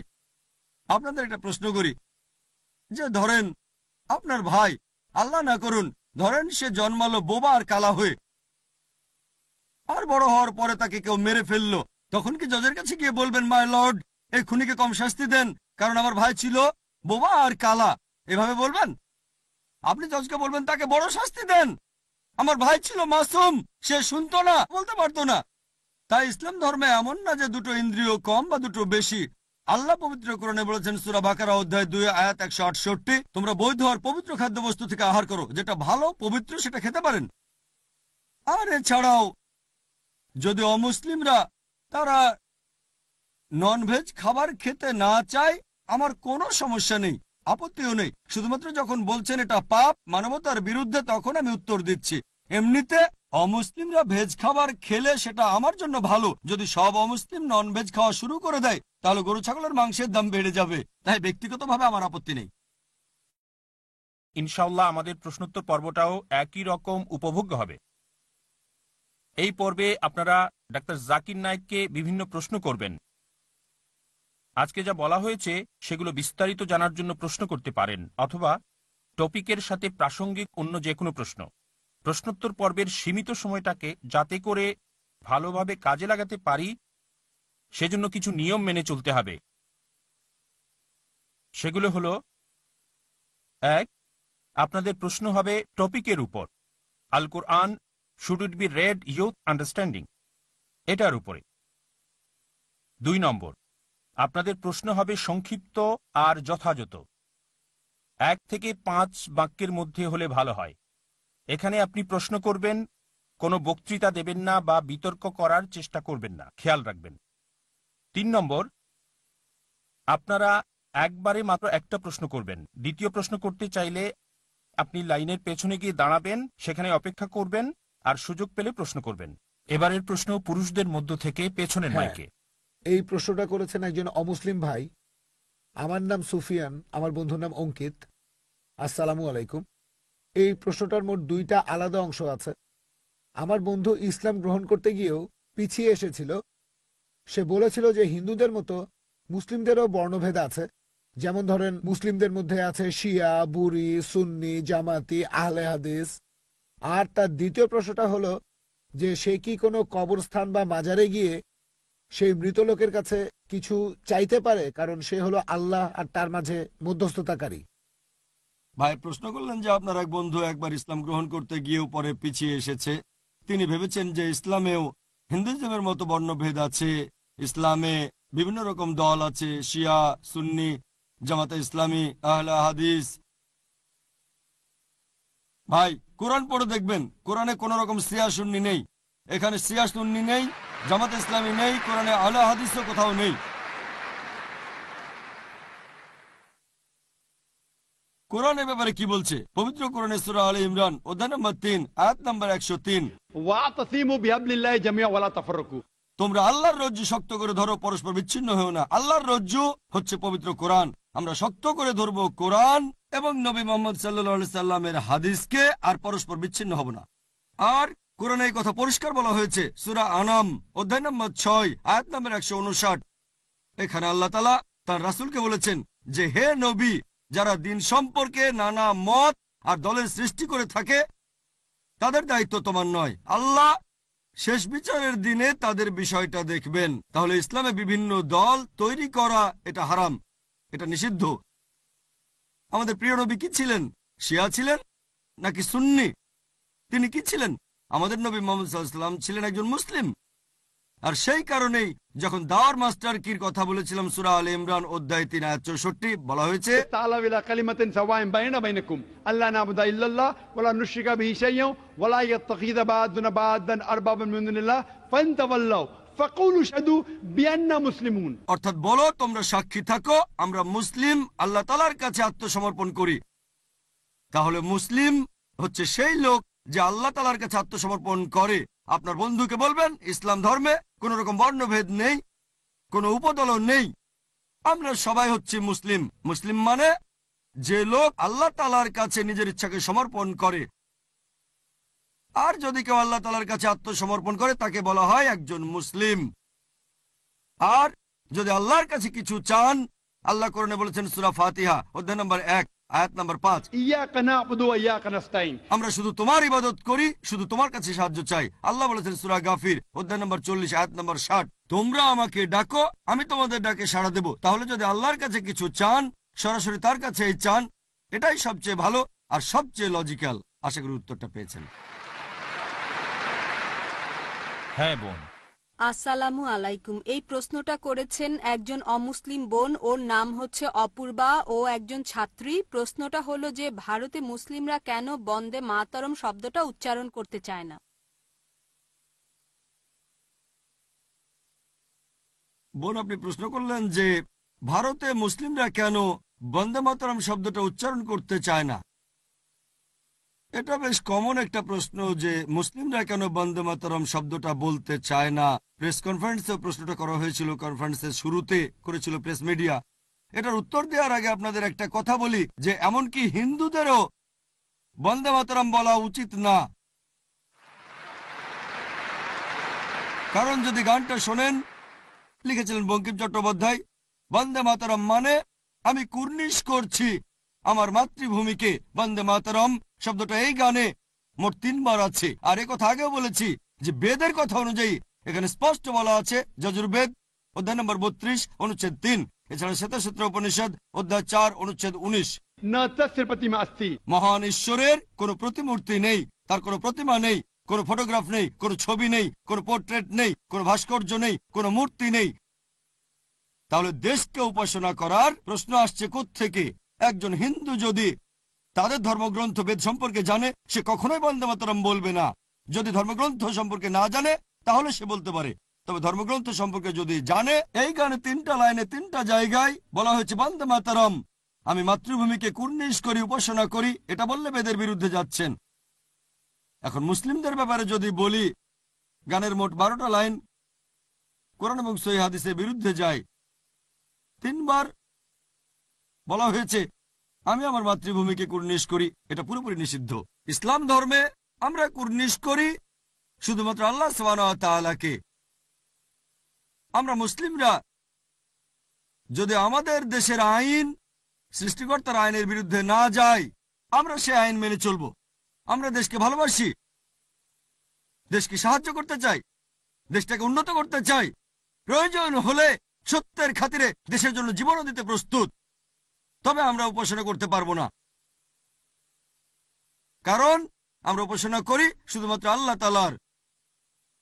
শুধুমাত্র আল্লাহ তাআলার ইবাদত করা উচিত। আর এই দেশে স্রষ্টাকে আল্লাহ, সর্বশক্তিমান ঈশ্বর। তাহলে আমরা কেন সৃষ্টির উপাসনা করব? আমরা উপাসনা করব স্রষ্টাকে, সৃষ্টিকে নয়। আর এছাড়াও বন্দে মাতরম গানে কিছু কথা আছে। দেশকে বিভিন্ন দেবদেবীর সাথে তুলনা করা হয়েছে, লক্ষ্মীর কথা আছে, দুর্গার কথা আছে, এই সব কথাই পবিত্র কোরআনের শিক্ষার বিরুদ্ধে চলে যায়। আর আপনি যদি ইতিহাস পড়ে দেখেন, কয়েক বছর আগে এটা ছিল রাজনৈতিক বিষয়। এই গানটা লিখেছিলেন 1860 বা 70-এর দশকে বঙ্কিম চট্টোপাধ্যায়। এর উদ্দেশ্য ছিল আসলে রাজনৈতিক, আর এখনো উদ্দেশ্যটা রাজনৈতিকই আছে। বুঝতে পারছে না, এটা তাদের ধর্মের বিরুদ্ধেও যাচ্ছে। এই গানটা বন্দে মাতরম তাদের নিজেদের ধর্মের বিরুদ্ধেই যাচ্ছে। তাই আমি বলবো, শুধু মুসলিম নয়, আমি হিন্দুদের উদ্দেশ্যেও বলবো যে আপনারা বন্দে মাতরম বলবেন না।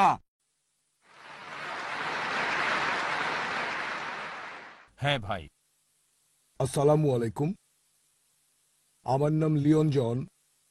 প্রথমেই আমি আমার বন্ধু নুরুল্লাহকে ধন্যবাদ জানাচ্ছি এখানে নিয়ে আসার জন্য। এতে করে আপনার এই সুন্দর লেকচারটা শোনার সুযোগ আমার হয়েছে। আপনাকে আমি 2টা প্রশ্ন করতে চাই। প্রথমটা হলো, একজন সত্যিকারের মুসলিম হতে গেলে কি করতে হবে? আর আমার দ্বিতীয় প্রশ্নটা হলো, মুসলিমরা দিনে 5 ওয়াক্ত নামাজ পড়ে, এখন আমরা ক্যাথলিকরা বা অন্য ধর্মের অনুসারীরা 5 বার উপাসনা করি না কেন? এটার পেছনে কি কোনো কারণ আছে? ভাই, দুটো প্রশ্ন করলেন। প্রথমটা হলো যে সত্যিকারের মুসলিম হতে কি করতে হবে, কি করা প্রয়োজন। আর দ্বিতীয়টা হলো মুসলিমরা 5 ওয়াক্ত নামাজ পড়ে কেন, ক্যাথলিকদের উপাসনা কম, এটার কারণ কি। এখন মুসলিম হতে গেলে কি করতে হবে, এ কথা আগেও বলেছি। মুসলিম মানে যে লোক আল্লাহর কাছে আত্মসমর্পণ করে। তাহলে যদি আল্লাহর কাছে আত্মসমর্পণ করেন আর আল্লাহর নির্দেশ মেনে চলেন, আপনি মুসলিম। প্রথম কাজটা হচ্ছে আপনাকে সাক্ষ্য দিতে হবে যে আল্লাহ ব্যতীত কোনো উপাস্য নেই, সর্বশক্তিমান ঈশ্বরবাদে কোনো উপাস্য নেই। আর সাক্ষ্য দেবেন যে নবী মুহাম্মদ হলেন এই আল্লাহর বান্দা এবং রাসূল। এটাই হলো মূল বিশ্বাস, এটাই ধর্মবিশ্বাসের মূল ভিত্তি, বলা হয় শাহাদা। যদি এই সাক্ষ্য দেন, তাহলে আপনি এই ধর্মবিশ্বাসে প্রবেশ করলেন। আর ভালো মুসলিম হওয়ার জন্য আপনি আল্লাহ তাআলার কাছে আত্মসমর্পণ করবেন, যদি নির্দেশগুলো মানেন যেগুলো আল্লাহ এই কোরআনে বলেছেন, আর নবী মুহাম্মদ সাল্লাল্লাহু আলাইহি সাল্লামের হাদিসগুলো যদি মেনে চলেন, তাহলে আপনাকে ভালো মুসলিম বলা হবে। এবার আপনার দ্বিতীয় প্রশ্নে আসি, মুসলিমরা কেন 5 ওয়াক্ত নামাজ পড়ে, আপনার খ্রিস্টানরা উপাসনা করেন কম। এর কারণ হচ্ছে আমরা মুসলিমরা, আমাদের নামাজ হচ্ছে ন্যায়নিষ্ঠতার প্রোগ্রামিং। সাধারণত মানুষ বলে প্রার্থনা। নামাজ শব্দের সঠিক অনুবাদ প্রার্থনা নয়। প্রার্থনা মানে সাহায্য কামনা করা। অক্সফোর্ড ডিকশনারি অনুযায়ী প্রার্থনা মানে অনুরোধ করা। নামাজের সময় আমরা শুধুমাত্র সাহায্য কামনা করি না, সাহায্য চাওয়ার পাশাপাশি আল্লাহর কাছ থেকে দিক নির্দেশনাও পাই। অন্যান্য ধর্মে শুধু সাহায্য চাওয়া হয়, ইসলাম ধর্মে সাহায্য চাওয়ার পাশাপাশি আমরা আল্লাহর কাছ থেকে দিক নির্দেশনাও পাই। যেমন ধরেন, নামাজে ইমাম সূরা ফাতিহার পরে কোরআনে একটা আয়াত পড়লেন, সূরা মাইদা অধ্যায় নম্বর 5 আয়াত 90। ইয়া আইয়ুহাল্লাযীনা আমানু, হে মুমিনগণ, ইন্নামাল খামরু ওয়াল মাইসিরু, নিশ্চয়ই মদ এবং জুয়া খেলা, ওয়াল আনযাবু ওয়াল আজলামু, মূর্তি পূজার বেদী এবং ভাগ নির্ণয়ক স্বর, রিজসুম মিন আমালি শাইতান, এগুলো সব শয়তানের কাজ। ফাজতানিবু লাকুম তুফলিহুন, এগুলো বর্জন করো যাতে সফল কাম হতে পারো। এখানে আমরা আল্লাহ তাআলার কাছ থেকে নির্দেশনা পাচ্ছি, নামাজের সময় তোমরা মাদকদ্রব্য নিও না, জুয়া খেলো না, ভাগ্য গণনা করো না, মূর্তি পূজা করো না, এগুলো শয়তানের কাজ। এগুলো বর্জন করো যাতে সফল হতে পারো। তাহলে সাহায্য চাওয়ার পাশাপাশি আমরা নির্দেশনা পাচ্ছি আল্লাহ সুবহানাহু ওয়া তাআলার, আর আল্লাহ তাআলাকে আমরা ধন্যবাদ জানাচ্ছি।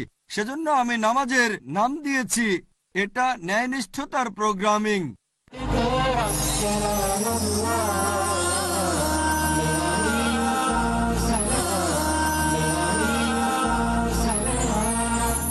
ন্যায়নিষ্ঠতার প্রোগ্রামিং। বর্তমানে আপনারা দেখবেন আমাদের চারপাশে অনেক খারাপ কাজ হচ্ছে, বিভিন্ন খারাপ ঘটনা ঘটছে, শয়তানি, অশ্লীলতা, প্রতারণা। এগুলো তো আমাদের প্রোগ্রামিং নষ্ট হয়ে যেতে পারে। ডাক্তাররা যেমন বলেন সুস্থ থাকতে হলে দিনে অন্তত 3 বার খাবেন, আর আমাদের স্রষ্টা আল্লাহ তাআলা জানেন যে আমাদের দিনে 5 বার প্রোগ্রাম হতে হবে যেন সরল পথে থাকতে পারি। আল্লাহ আমাদের স্রষ্টা, তিনি জানেন। আপনি সত্যিকারের খ্রিস্টান হলে আপনারও 5 বার পড়া উচিত। কেন জানেন? কারণ আপনাদের বাইবেল পড়লে দেখবেন বুক অফ অ্যাক্টস যে কিভাবে ওযু করতে হয়। সূরা মাইদা অধ্যায় নম্বর 5 আয়াত 5, যে তোমরা হাত ধোবে, তারপর মুখ ধোবে, পানি দিয়ে মাথা মাসেহ, আর গোড়ালি পর্যন্ত পা ধোবে। একই রকম কথা আছে বুক অফ অ্যাক্টসে। এরপর বুক অফ এক্সোডাস যে হারুন এবং মুসা তাদের মুখ আর হাত ধুলেন, তারপর প্রভুর উপাসনা করলেন। একই রকম মূল অংশ হচ্ছে সিজদা, সুজুদ। এরপর জেনেসিস অধ্যায় নম্বর 17 অনুচ্ছেদ 3 বলা হয়েছে ইব্রাহিম মাটিতে মাথা রেখে ঈশ্বরের প্রার্থনা করলেন।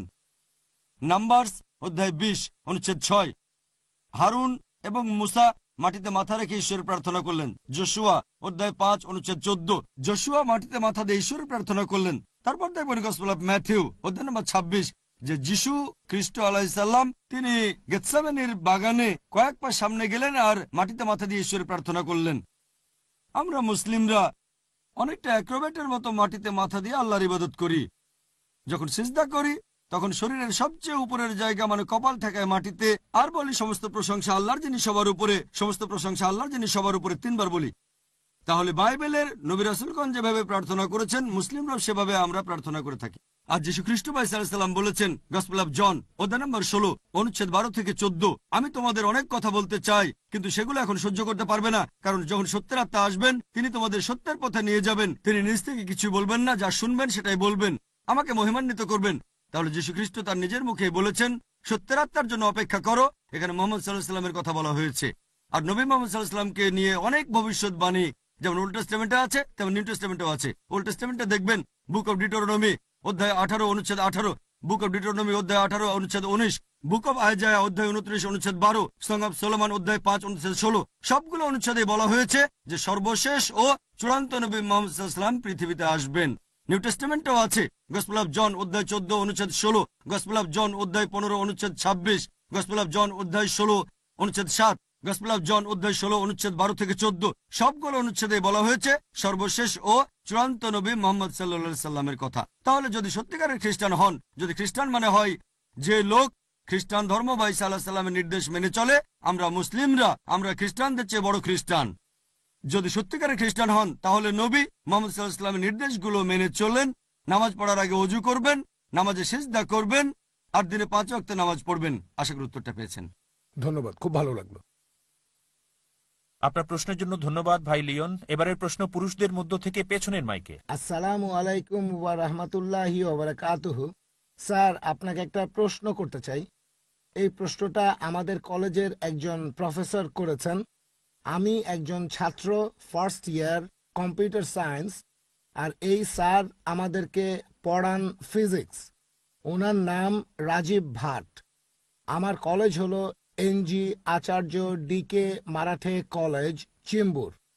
আমার স্যার তিনি এটা মানেন যে ইসলাম সম্পর্কে মানুষের মধ্যে অনেক ভুল ধারণা আছে, অনেক রকম। স্যারও এগুলো মানেন যে এগুলো সব ভুল ধারণা। তবে তিনি শুধু একটা পয়েন্ট মানতে পারছেন না, সেটা হলো যে নিষ্ঠুরভাবে গরু, ছাগল ইত্যাদি পশু হত্যা করা বকরিদের সময়। প্রশ্নটা যদি সঠিকভাবে শুনে থাকি তাহলে আপনার প্রফেসর জানতে চাচ্ছেন হিন্দু ধর্মগ্রন্থ অনুযায়ী ননভেজ খাওয়া যাবে কিনা, এটাই প্রশ্ন। মানে এই যে নিষ্ঠুরভাবে গরু, ছাগল হত্যা করা হচ্ছে। নিষ্ঠুরভাবে? স্যার বলেন যে এই যে গরু, ছাগল হত্যা করা হচ্ছে একেবারে নিষ্ঠুরভাবে, ধীরে ধীরে গলা কাটা হচ্ছে তাদের।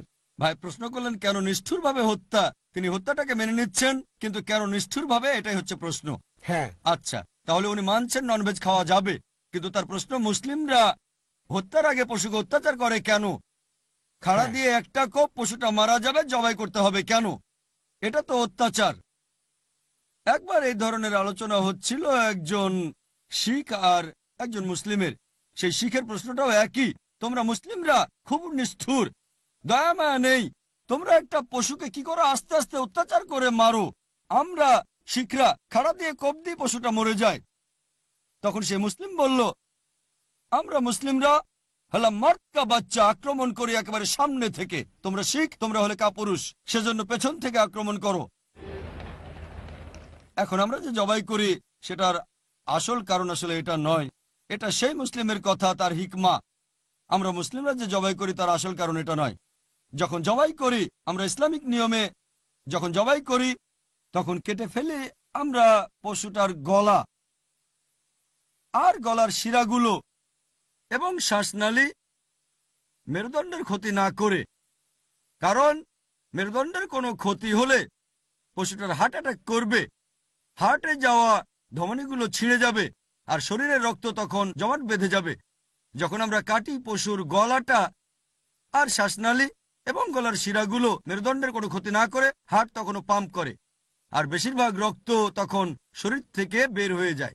এখনকার দিনে বিজ্ঞান বলে যে রক্তের মধ্যে বিভিন্ন রকম জীবাণু আর ব্যাকটেরিয়া থাকে। আমরা মুসলিমরা পরিচ্ছন্নতা বজায় রাখি, জবাই করা পশুর শরীর থেকে রক্ত বের করে দেই। শরীর থেকে রক্ত বের হলে তার সাথে বিভিন্ন টক্সিন, রোগ জীবাণু আর ব্যাকটেরিয়া শরীর থেকে বের হয়ে যায় রক্তের মাধ্যমে। তখন এই মাংস খেলে অসুখ হওয়ার সম্ভাবনা কম থাকে। এছাড়াও যখন কোনো পশুর গলা আর শ্বাসনালী কাটা হয় এবং গলার শিরাগুলো, তখন ব্রেনে যাওয়া যে নার্ভগুলোর কারণে ব্যথা অনুভব হয় সেগুলো তখন কাটা পড়ে, তাতে সেই পশুর ব্যথা অনুভব করে না। পশুটা তখন পা ছুটতে থাকে কারণ তার শরীর থেকে প্রচুর পরিমাণে রক্ত বেরিয়ে যাচ্ছে। এই পা ছোঁড়াটা ব্যথার কারণে নয়, মাংসপেশিতে চাপ পড়ে তাই পা ছোঁড়াছড়ি করতে থাকে।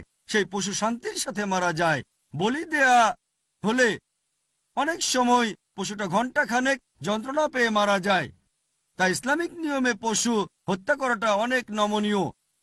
আর এছাড়াও যদি কোনো পশুকে হত্যা করেন ইসলামিক নিয়মে জবাই করে, তাহলে সেই পশুর মাংস বেশি সময় ধরে টাটকা থাকে, কারণ সেই মাংসে রক্ত থাকে না। আশা করি উত্তরটা পেয়েছেন। জাযাকাল্লাহ খায়ের। হ্যাঁ বোন। আসসালামু আলাইকুম। আমি প্রশ্নটা করছি একজন বন্ধুর পক্ষ থেকে। ও একজন হিন্দু, ওর নাম হচ্ছে সচিন, আর ও পেশায় একজন অভিনেতা।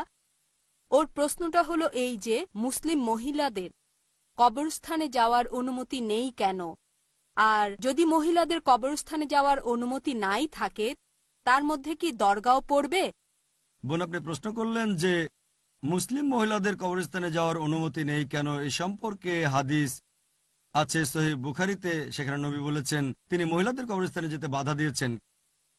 কারণ হতে পারে অনেক, যেমন হয়তো তারা বেশি আবেগপ্রবণ, তারা হয়তো মানুষের মৃত্যুটা সহজভাবে মেনে নিতে পারবে না, এটা একটা কারণ। এছাড়াও আরো বেশ কিছু জায়গায় আমাদের নবী বলেছেন এই মহিলারা অনুমতি পাবে না তাদের কাজের কারণে। তার মানে কবরস্থানে যেতে বাধা দিয়েছেন তাদের কাজের জন্য।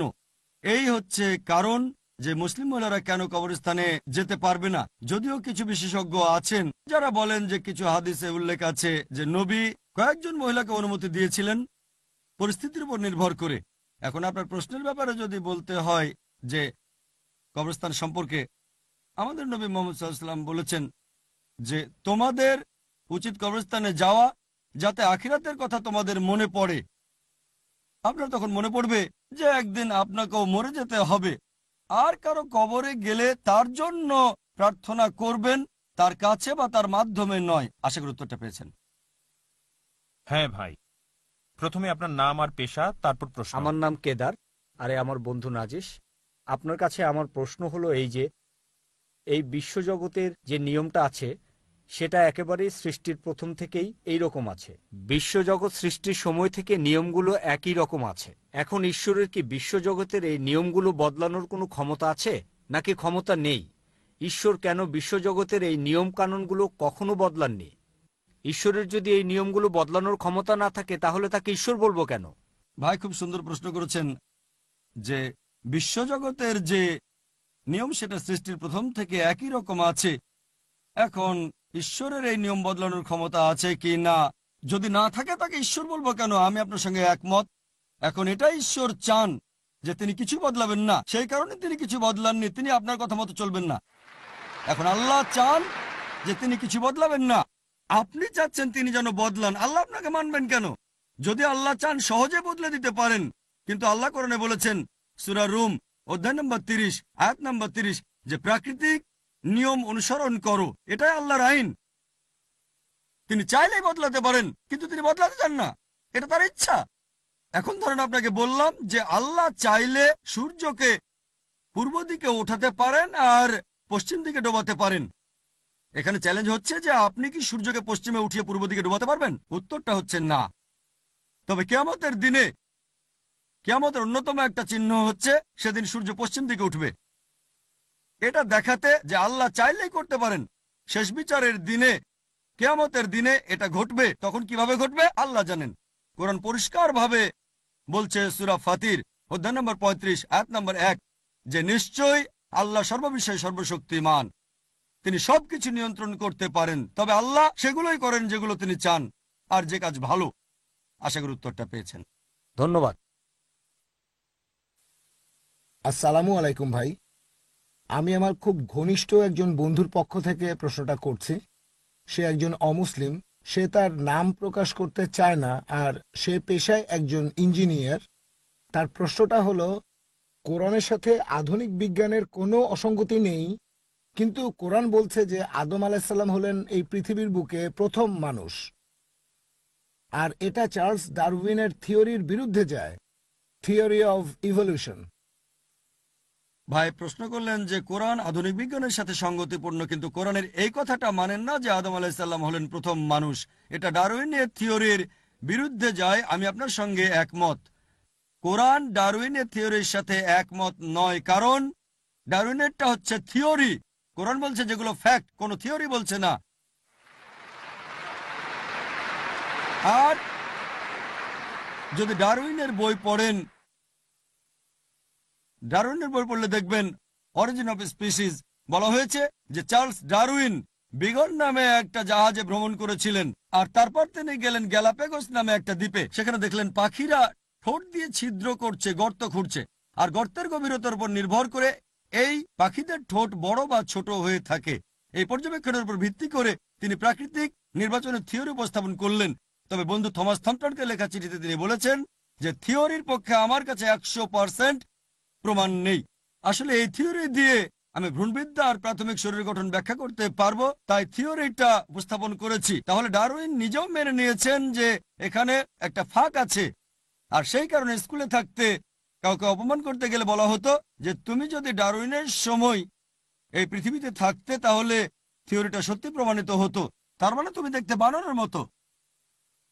তাহলে এটা একটা থিওরি, এটা মোটেও ফ্যাক্ট না। আমি এমন কোনো বই পড়িনি যেখানে বলা হয়েছে ফ্যাক্ট অফ এভলিউশন। এটাকে বলা হয় থিওরি অফ এভলিউশন। আর এছাড়াও এটা পিপিগ্রাসের মত অনুযায়ী তিনি বলেছেন যে এখানে অনেক বেশি কল্পনা করা হয়েছে সামান্য কিছু আবর্জনার ভিত্তিতে, আর মনে করা হচ্ছে আমাদের বিবর্তন হয়েছে বানর থেকে। এখনকার বিজ্ঞান বলে 4টা স্টেজ। প্রথমটা অস্ট্রালোপিথেকাস, সেই বরফ যুগের, তারপর ক্রোম্যাগনন, নিয়ান্ডারথাল। এদের মধ্যে এখনকার বিজ্ঞান বলছে কোনো রকম সম্পর্ক নেই, আর এমন কোনো প্রমাণ নেই যে আমরা এসেছি বানর থেকে। আর হান্সিস ক্রেগের মতে, তিনি মলিকিউলার বায়োলজিতে একজন বিশেষজ্ঞ, তিনি বলেছেন শুধু ডিএনএর উপর ভিত্তি করে এটা বলা হাস্যকর যে মানুষ বানর থেকে এসেছে। এটা শুধুই অনুমান। অনেক বিজ্ঞানী আছেন যারা ডারউইনের থিওরির বিরুদ্ধে লিখেছেন। ডারউইনের থিওরি ভুল প্রমাণ হয়েছে অনেক দিন আগেই। ইদানিং এই জিনিসগুলো আবার ইন্টারনেটে এসেছে। আচ্ছা, ডারউইনের থিওরি, এই সবগুলো অনুমান। তবে ডারউইনের কথা সঠিক যে প্রাণের সৃষ্টি হয়েছে পানি থেকে, সমস্যা নেই। কোরআন এই কথা বলছে সূরা আম্বিয়া অধ্যায় 21 আয়াত নম্বর 30। তার কিছু কথা সঠিক, তবে সামগ্রিকভাবে যে মানুষের বিবর্তন হয়েছে বানর থেকে, এটা অবৈজ্ঞানিক, এটা থিওরি, কোনো ফ্যাক্ট না। আশা করি উত্তরটা পেয়েছেন। কোনো বোন? আসসালামু আলাইকুম ভাই, এই প্রশ্নটা করেছেন একজন অমুসলিম বোন। ওর প্রশ্নটা হলো এই যে আমরা প্রায় টেলিভিশনে দেখতে পাই যে আফগানিস্তানে মহিলাদের অত্যাচার করা হচ্ছে। ইসলামে পুরুষরা কেন মহিলাদের অত্যাচার আর অপমান করে? বোন, আপনি প্রশ্ন করলেন যে আমরা প্রায় টেলিভিশনে দেখতে পাই যে আফগানিস্তানে মুসলিম মহিলাদের অত্যাচার করা হচ্ছে, ইসলাম ধর্মে কেন পুরুষরা মহিলাদের অত্যাচার আর অপমান করবে? বোন, এই প্রশ্নের উত্তর দিয়েছিলাম মাত্র কয়েকদিন আগেই কনফারেন্সের দ্বিতীয় দিনে, শনিবার অক্টোবর মাসের 31 তারিখে লেকচারটা দিয়েছিলাম, women in Islam protected or subjugated. সেখানে আমি বিস্তারিত বলেছি। আপনার বান্ধবীকে সেই ভিডিওটা দেখতে বলেন, ভিডিওটা দেখেন, ইনশাল্লাহ সবগুলো প্রশ্নের উত্তরই পাবেন। এবার মূল প্রশ্নতে আসি। আপনি টেলিভিশনে দেখেছেন যে আফগানিস্তানে মুসলিম পুরুষরা মহিলাদের মারধর করে। একবার আমার সাথে এক মালয়েশিয়ান দম্পতির পরিচয় হয়েছিল, স্বামী স্ত্রী দুজনে ডাক্তার। তারা বললেন যে আফগানিস্তানে তারা 1 মাসেরও বেশি সময় ছিলেন। তারা আমাকে বললেন যে টিভিতে দেখানো হচ্ছে তালেবানরা মহিলাদের মারধর করছে, কিন্তু তারা তালেবান নয়। আমি বললাম, কিভাবে বুঝলেন? তখন তারা বললেন যে আমরা আফগানিস্তানে 1 মাসেরও বেশি সময় ছিলাম, আমরা জানি তালেবানরা কিভাবে পাগড়ি বাঁধে। আমরা যখন আরবদের দেখি সবাইকে একই রকম মনে হয়, আমিরাতি, সৌদি, কুয়েতি, তবে তারা বুঝতে পারে যে সৌদি আরবের লোক একটু আলাদা করে পাগড়ি বাঁধে, আমিরাতিরা অন্য স্টাইলে পাগড়ি বাঁধে, তারপর কুয়েতিদের পাগড়ি বাঁধাটাও অন্যরকম। সেরকম তালেবানদের পাগড়ি বাঁধার একটা স্টাইল আছে। তো আমাকে সেই মালয়েশিয়ান দম্পতি জানালো যে ভিডিওটা হয়েছে সেটাও ঠিকমতো করা হয়নি। হলিউডে তারা সমুদ্র ভাগ করে দেখাতে পারে 10 কমান্ডমেন্টস, মুসা আলাইহিস সালাম সমুদ্র 2 ভাগ করেছেন, কিন্তু এটা দেখাতে ভুল করলো যে আফগানিস্তানে পুরুষরা মহিলাদের উপর অত্যাচার করছে। সেজন্য পবিত্র কোরআন বলছে সূরা হুজুরাত অধ্যায় নম্বর 49 আয়াত নম্বর 6, যখন তুমি কোনো তথ্য পাবে তৃতীয় কাউকে বলার আগে সেটা যাচাই করে নাও। তাহলে আমরা বুঝতে পারছি এটা হচ্ছে মিডিয়ার প্রতারণা। এর আগের কনফারেন্সে 2008-এ আমার লেকচার ছিল media and Islam, war or peace. সেখানে আমি দেখিয়েছি যে মিডিয়া কেমন করে ইচ্ছাকৃতভাবে ইসলামের নিন্দা করছে। আমি এটা বলছি না যে সব মুসলিমই 100% ভালো, সব জায়গাতেই কিছু কুলাঙ্গার থাকে। মিডিয়া কি করে? এই কুলাঙ্গারদের বেছে নেয় আর সবাইকে দেখায় যে এরাই আদর্শ মুসলিম। আর অনেক সময় এমন জিনিস দেখায় যেগুলো একেবারে অযৌক্তিক, ইসলাম ধর্মে যার অস্তিত্বই নেই। আপনার সেই বান্ধবীকে আমার লেকচার দেখান women's right in Islam protected or subjugated, আর media and Islam, war or peace. আশা করি উত্তরটা পেয়েছেন। এবারে প্রশ্ন করা হবে পেছনের মাইকে, পুরুষদের মধ্য থেকে। আসসালামু আলাইকুম স্যার। ওয়ালাইকুম আসসালাম। আমার নাম হলো SK রন্ধর্নে, deputy engineer, government of Maharashtra, water supply department. আমি একজন অমুসলিম, নন মুসলিম। আমার প্রশ্নটা হলো যে আমাদের এই পৃথিবীতে কেন এত ধর্ম সৃষ্টি হয়েছে? আমাদের চারপাশে এত বেশি ধর্ম কেন? এখানে একটা সেন্টেন্স লেখা আছে পিস টিভি লোগোর নিচে, যে পিস টিভি মানবতার সমাধান। এখানে আমার মতামত হলো এই যে শান্তির জন্য জ্ঞান আর বিজ্ঞতার প্রয়োজন। ধন্যবাদ। ভাই একটা প্রশ্ন করলেন যে পৃথিবীতে এত ধর্ম কেন, এটা প্রথম প্রশ্ন। আর তারপর একটা মন্তব্য করলেন যে শান্তি মানবতার সমাধান, এটা পিস টিভির স্লোগান। শান্তির জন্য প্রয়োজন জ্ঞান আর বিজ্ঞতা। আমি আপনার সঙ্গে একমত। আপনার প্রশ্নের প্রথম অংশটা নিয়ে যদি বলি যে পৃথিবীতে কেন এত বেশি ধর্ম, আমাদের বুঝতে হবে যে সর্বশক্তিমান ঈশ্বর আমাদের স্রষ্টা আল্লাহ সুবহানাহু ওয়া তাআলা পাঠিয়েছেন মাত্র একটা ধর্ম। আল্লাহ পবিত্র কোরআনে বলেছেন সূরা আলে ইমরান অধ্যায় নম্বর 3 আয়াত নম্বর 19, ইন্নাদ-দীনা ইনদাল্লাহিল ইসলাম। একমাত্র ধর্ম, একমাত্র জীবন দর্শন যেটা আল্লাহ তাআলার গ্রহণযোগ্য, সেটা আল্লাহ তাআলার কাছে আত্মসমর্পণ করা। আল্লাহ তাআলা মাত্র একটা ধর্মই পাঠিয়েছেন। আর যত নবী রাসূল পৃথিবীতে এসেছেন, যেমন ধরেন আদম, ইব্রাহিম, মুসা, ঈসা, মুহাম্মদ, ওনারা সবাই শান্তিতে থাকুন। তারা মানুষকে একটা শিক্ষাই দিয়েছেন, আল্লাহর কাছে আত্মসমর্পণ করা। এখন আরবি ভাষায় যদি কেউ আল্লাহ তাআলার কাছে আত্মসমর্পণ করে তাহলে তাকে বলা হয় মুসলিম। আর ইসলাম, এই আরবি শব্দটার মূল আরবি শব্দটা হচ্ছে সালাম, যার মানে শান্তি। এর আরেকটা মূল আরবি শব্দ হচ্ছে সিলম, যার মানে আল্লাহ তাআলার কাছে নিজের ইচ্ছাকে সমর্পণ করা। তাহলে এক কথা ইসলাম মানে আল্লাহ তাআলার কাছে আত্মসমর্পণের মাধ্যমে শান্তি অর্জন করা। তাহলে আমাদের স্রষ্টা আল্লাহ তাআলা পাঠিয়েছেন মাত্র একটাই ধর্ম। তবে সময় বদলানোর সাথে সাথে ধর্মগ্রন্থগুলোও বদলে গেছে, বিকৃত হয়ে গেছে, নতুন জিনিস ঢুকেছে। আর এই ধর্মগ্রন্থ বদলানোর ব্যাপারে আল্লাহ পবিত্র কোরআনে বলেছেন সূরা বাকারা অধ্যায় নম্বর 2 আয়াত নম্বর 79, ফাওয়াইলুল লিল্লাযীনা ইয়াকতুবুনা আল-কিতাবা বিআইদিহিম সুম্মা ইয়াকুলুনা হাযা মিন ইনদিল্লাহ লিয়াশতারু বিহি সামনান কালিলা ফাওয়াইলুল লাহুম মিম্মা কাতাবাত আইদিহিম ওয়াইলুল লাহুম মিম্মা ইয়াকসিবুন।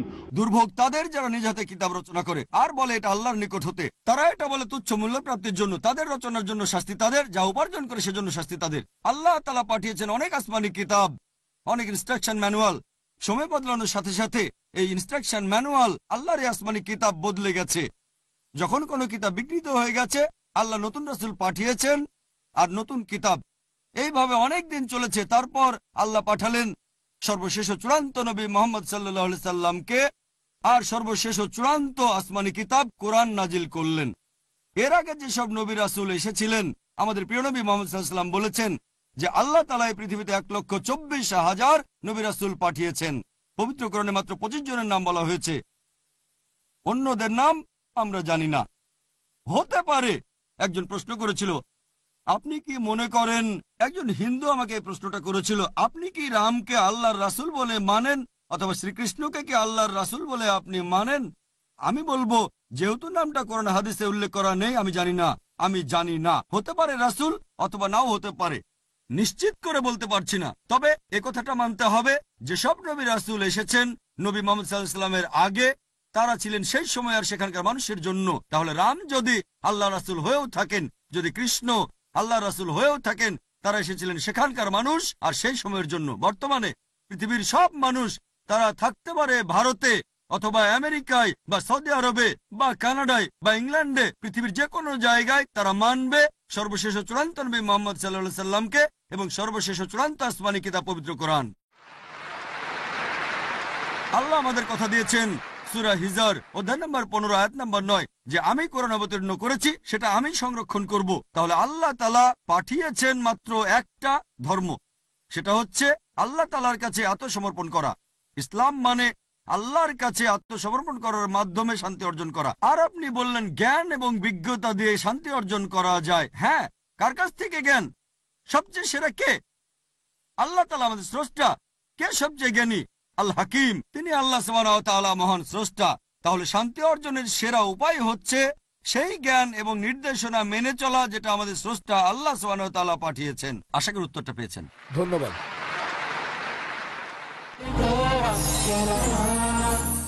হ্যাঁ ভাই। আমার নাম বিনোদ সায়ারাগাদ। আমি গবেষণা করছি আধ্যাত্মিক বিজ্ঞান আর অরা এই বিষয়ে। আমি এক মুসলিম মহিলার ব্রেস্ট ক্যান্সারের চিকিৎসা করেছিলাম। সেই মহিলার ডান পাশে ব্রেস্ট ক্যান্সার হয়েছিল টাটা হসপিটালে।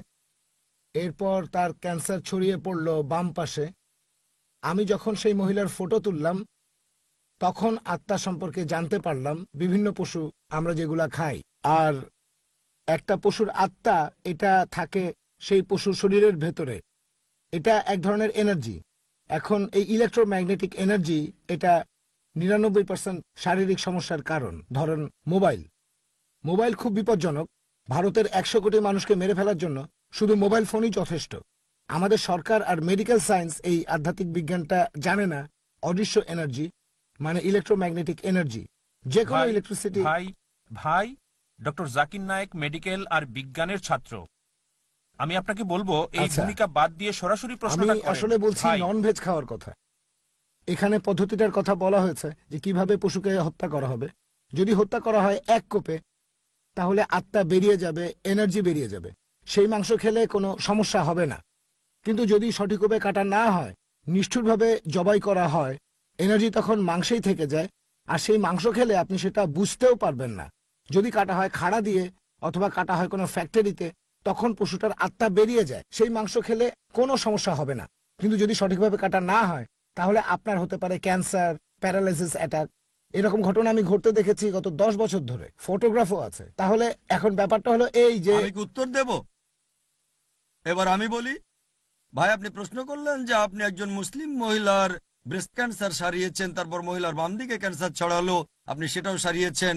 তারপর আপনি বললেন কোন পশুকে তাৎক্ষণিক হত্যা করলে আত্মা বেরিয়ে যায়, যদি নিষ্ঠুরভাবে পশু হত্যা করা হয় আত্মা থেকে যায়, তখন সমস্যা হয়, ক্যান্সার হতে পারে। এক কথায় ভাই, আপনাকে আবার অনুরোধ করছি, আপনি জয়েন করতে পারেন টাটা মেমোরিয়াল ক্যান্সার হসপিটালে।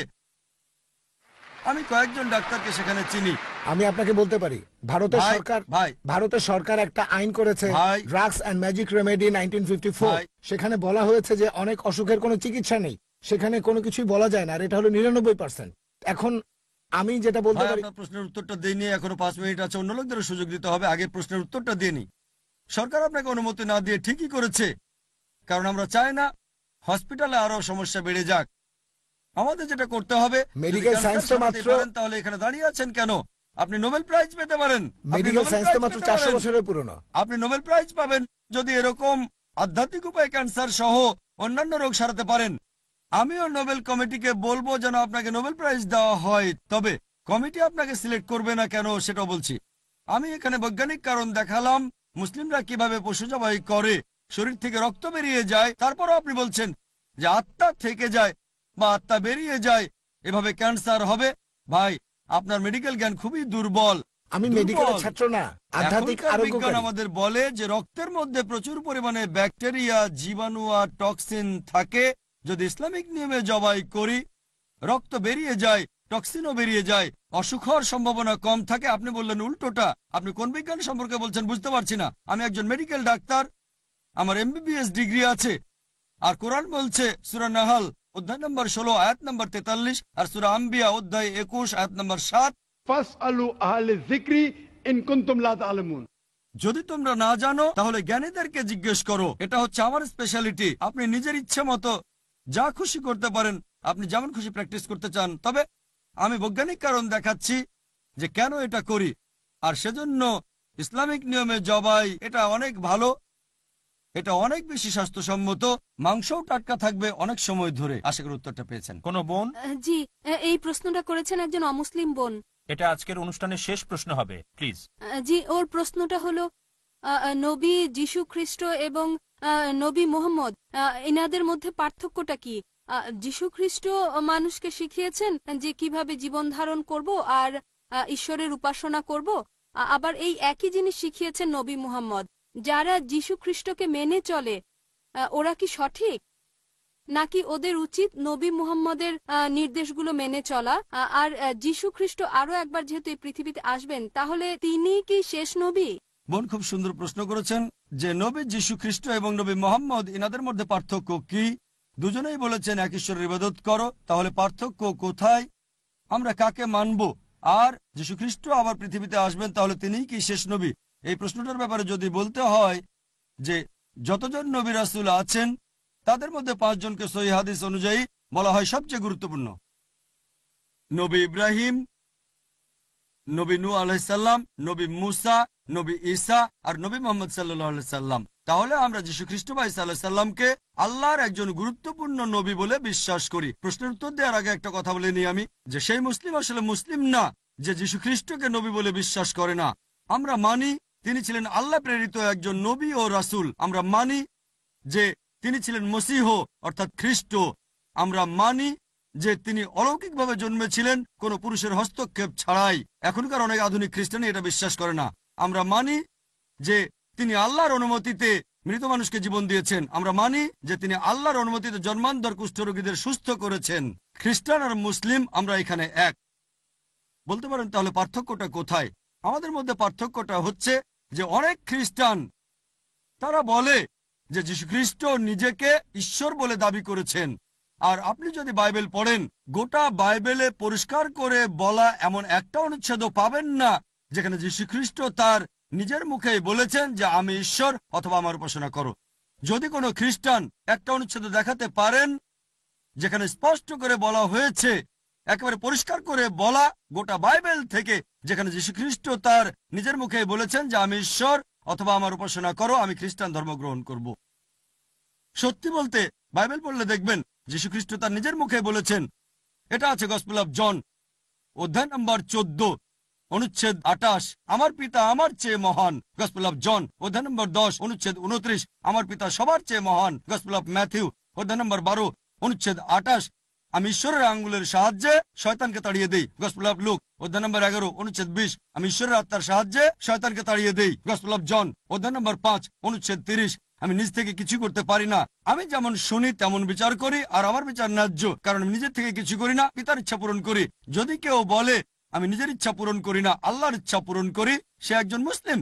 তাহলে যীশু খ্রিস্ট ছিলেন একজন মুসলিম, নিজেকে ঈশ্বর দাবি করেননি। তারপর বাইবেলে আছে গসপেল অফ জন অধ্যায় নম্বর 14 অনুচ্ছেদ 24, যীশু বলেছেন যে তোমরা যে কথাগুলো শোনো সেগুলো আমার নয়, আমার পিতার যিনি আমাকে পাঠিয়েছেন। তারপর গসপেল অফ জন অধ্যায় 17 অনুচ্ছেদ 3, যীশু নিজের মুখেই বলেছেন এ হচ্ছে অনন্ত জীবন, যাতে তোমরা জানতে পারো ঈশ্বরকে বলে একজন আর যীশু খ্রিস্টকে যাকে তিনি পাঠিয়েছেন। এরপর আছে বুক অব অ্যাক্টসে অধ্যায় নম্বর 2 অনুচ্ছেদ 22, হে ইসরায়েলবাসী, মন দিয়ে শোনো, নাজারেত শহরের যিশু তোমাদের মধ্যে ঈশ্বর অনুমোদিত একজন মানুষ। তিনি অনেক অলৌকিক কাজ করে দেখাবেন, ঈশ্বর তাকে দিয়ে করাবেন আর তোমরা তার সাক্ষী। ঈশ্বর অনুমোদিত একজন মানুষ তোমাদের মাঝে, তিনি অনেক অলৌকিক কাজ করে দেখাবেন, তাকে ঈশ্বর করাবেন, তোমরা তার সাক্ষী। তাহলে যীশু খ্রিস্ট বা ঈসা আলাইহিস সালাম আল্লাহর খুব গুরুত্বপূর্ণ একজন নবী ও রাসূল, তবে তিনি আল্লাহ নন। আর যদি তাকে অনুসরণ করতে চান, এই কথাটা আগে বলেছি যে গসপেল অফ জন অধ্যায় 16 অনুচ্ছেদ 12 থেকে 14 যীশু বলেছেন, আমি তোমাদের অনেক কথা বলতে চাই, কিন্তু সেগুলো এখন সহ্য করতে পারবে না, কারণ যখন সত্যের আত্মা আসবেন তিনি তোমাদের সত্যের পথে নিয়ে যাবেন। তার মানে যদি আপনি সত্যি যীশু খ্রিস্ট বা ঈসা আলাইহিস সালামকে মেনে চলেন, এক ঈশ্বরকে বিশ্বাসের পাশাপাশি, তাহলে আরো মেনে চলবেন সর্বশেষ চূড়ান্ত নবী মুহাম্মদ সাল্লাল্লাহু আলাইহি ওয়াসাল্লামকে। এবার আপনার শেষ প্রশ্নের উত্তরে বলি যে যীশু খ্রিস্ট আবার আসবেন, তাহলে তিনিই তো শেষ নবী। পবিত্র কোরআনে উল্লেখ করা হয়েছে সূরা মাইদা অধ্যায় নম্বর 5 আয়াত 116, যীশু খ্রিস্ট বলছেন আল্লাহ সুবহানাহু ওয়া তাআলাকে যে তুমি সাক্ষী থাকো, আমি কখনোই বলিনি আমার উপাসনা করো, বরং বলেছি উবুদুল্লাহ আল্লাহর ইবাদত করো, রাব্বি ওয়া রাব্বুকুম, যিনি আমারও তোমাদের প্রভু। এখন যীশু খ্রিস্ট দ্বিতীয়বার আসবেন কেন? তিনি আল্লাহ তাআলার একমাত্র রাসূল, যাকে তার অনুসারীরা ভুল বুঝেছে। তিনি নাকি নিজেকে ঈশ্বর বলে দাবি করেছেন। অন্য সব নবী রাসূল তাদের অনুসারীরা কখনো তাদেরকে ঈশ্বর ভেবে ভুল করেনি। ঈসা আলাইহিস সালাম অথবা যীশু খ্রিস্ট হলেন একমাত্র রাসূল যার অনুসারীরা ভুল করে ভেবেছে যে তিনি নিজেকে ঈশ্বর দাবি করেছেন। এই কারণে দ্বিতীয়বার যখন আসবেন, তখন তিনি আসবেন নবী মুহাম্মদ সাল্লাল্লাহু আলাইহি সাল্লামের অনুসারী হিসেবে। কোনো নতুন নিয়ম আনবেন না, তিনি আসবেন সাক্ষ্য দিতে যে নিজেকে ঈশ্বর বলেননি। তিনি নতুন কোনো ওহী আনবেন না, ওহী আসা সম্পূর্ণ হয়ে গেছে। কোরআন বলছে সূরা মাইদা অধ্যায় 5 আয়াত 3, আজ আমি তোমাদের দিনকে পূর্ণ করলাম, তোমাদের জন্য ইসলামকে পছন্দ করলাম আর তোমাদের প্রতি অনুগ্রহ সম্পূর্ণ করলাম। নতুন করে কোনো কিছু ইসলামে যোগ বা বিয়োগ করা যাবে না। তাহলে ঈসা আলাইহিস সালাম দ্বিতীয়বার পৃথিবীতে এসে খ্রিস্টানদের বিরুদ্ধে সাক্ষ্য দেবেন যে তিনি বলেননি আমার উপাসনা করো, বলেছেন উবুদুল্লাহ আল্লাহর ইবাদত করো, রাব্বি ওয়া রাব্বুকুম। তিনি আমারও তোমাদের প্রভু। তাহলে যীশু খ্রিস্ট আবার আসবেন মুহাম্মদ সাল্লাল্লাহু আলাইহি সাল্লামের উম্মত হিসেবে, খ্রিস্টানদের বিভিন্ন ভুল ধারণাগুলো দূর করার জন্য। আশা করি উত্তরটা পেয়েছেন। ওয়া আখিরি দাওয়ানা আলহামদুলিল্লাহি রাব্বিল আলামিন। জাযাকাল্লাহ ডক্টর জাকির। আমরা অনেক প্রশ্নের উত্তর দিতে পারিনি। ইনশাআল্লাহ আগামীকালও আমাদের অনুষ্ঠান চলতে থাকবে, আর সেখানে ডক্টর জাকির নায়েক কোনো লেকচার দেবেন না। আগামীকাল তিনি আপনাদের প্রশ্নের উত্তর দেবেন। এটা হবে একটা বিশেষ প্রশ্নোত্তর পর্ব, আস্ক ডক্টর জাকির। ইনশাআল্লাহ শুরুতেই থাকবে কিরাত, পাঠ করবেন শেখ সালাহ আল বুদাইর, মসজিদে আন-নববীর ইমাম। আগামীকাল একই সময় একই জায়গায় সন্ধ্যা 6টা 20-এ। অবশ্য তার আগে সকালের অনুষ্ঠানও থাকবে আমাদের অনুষ্ঠান সূচি অনুযায়ী। আসসালামু আলাইকুম ওয়া রাহমাতুল্লাহি ওয়া বারাকাতুহু।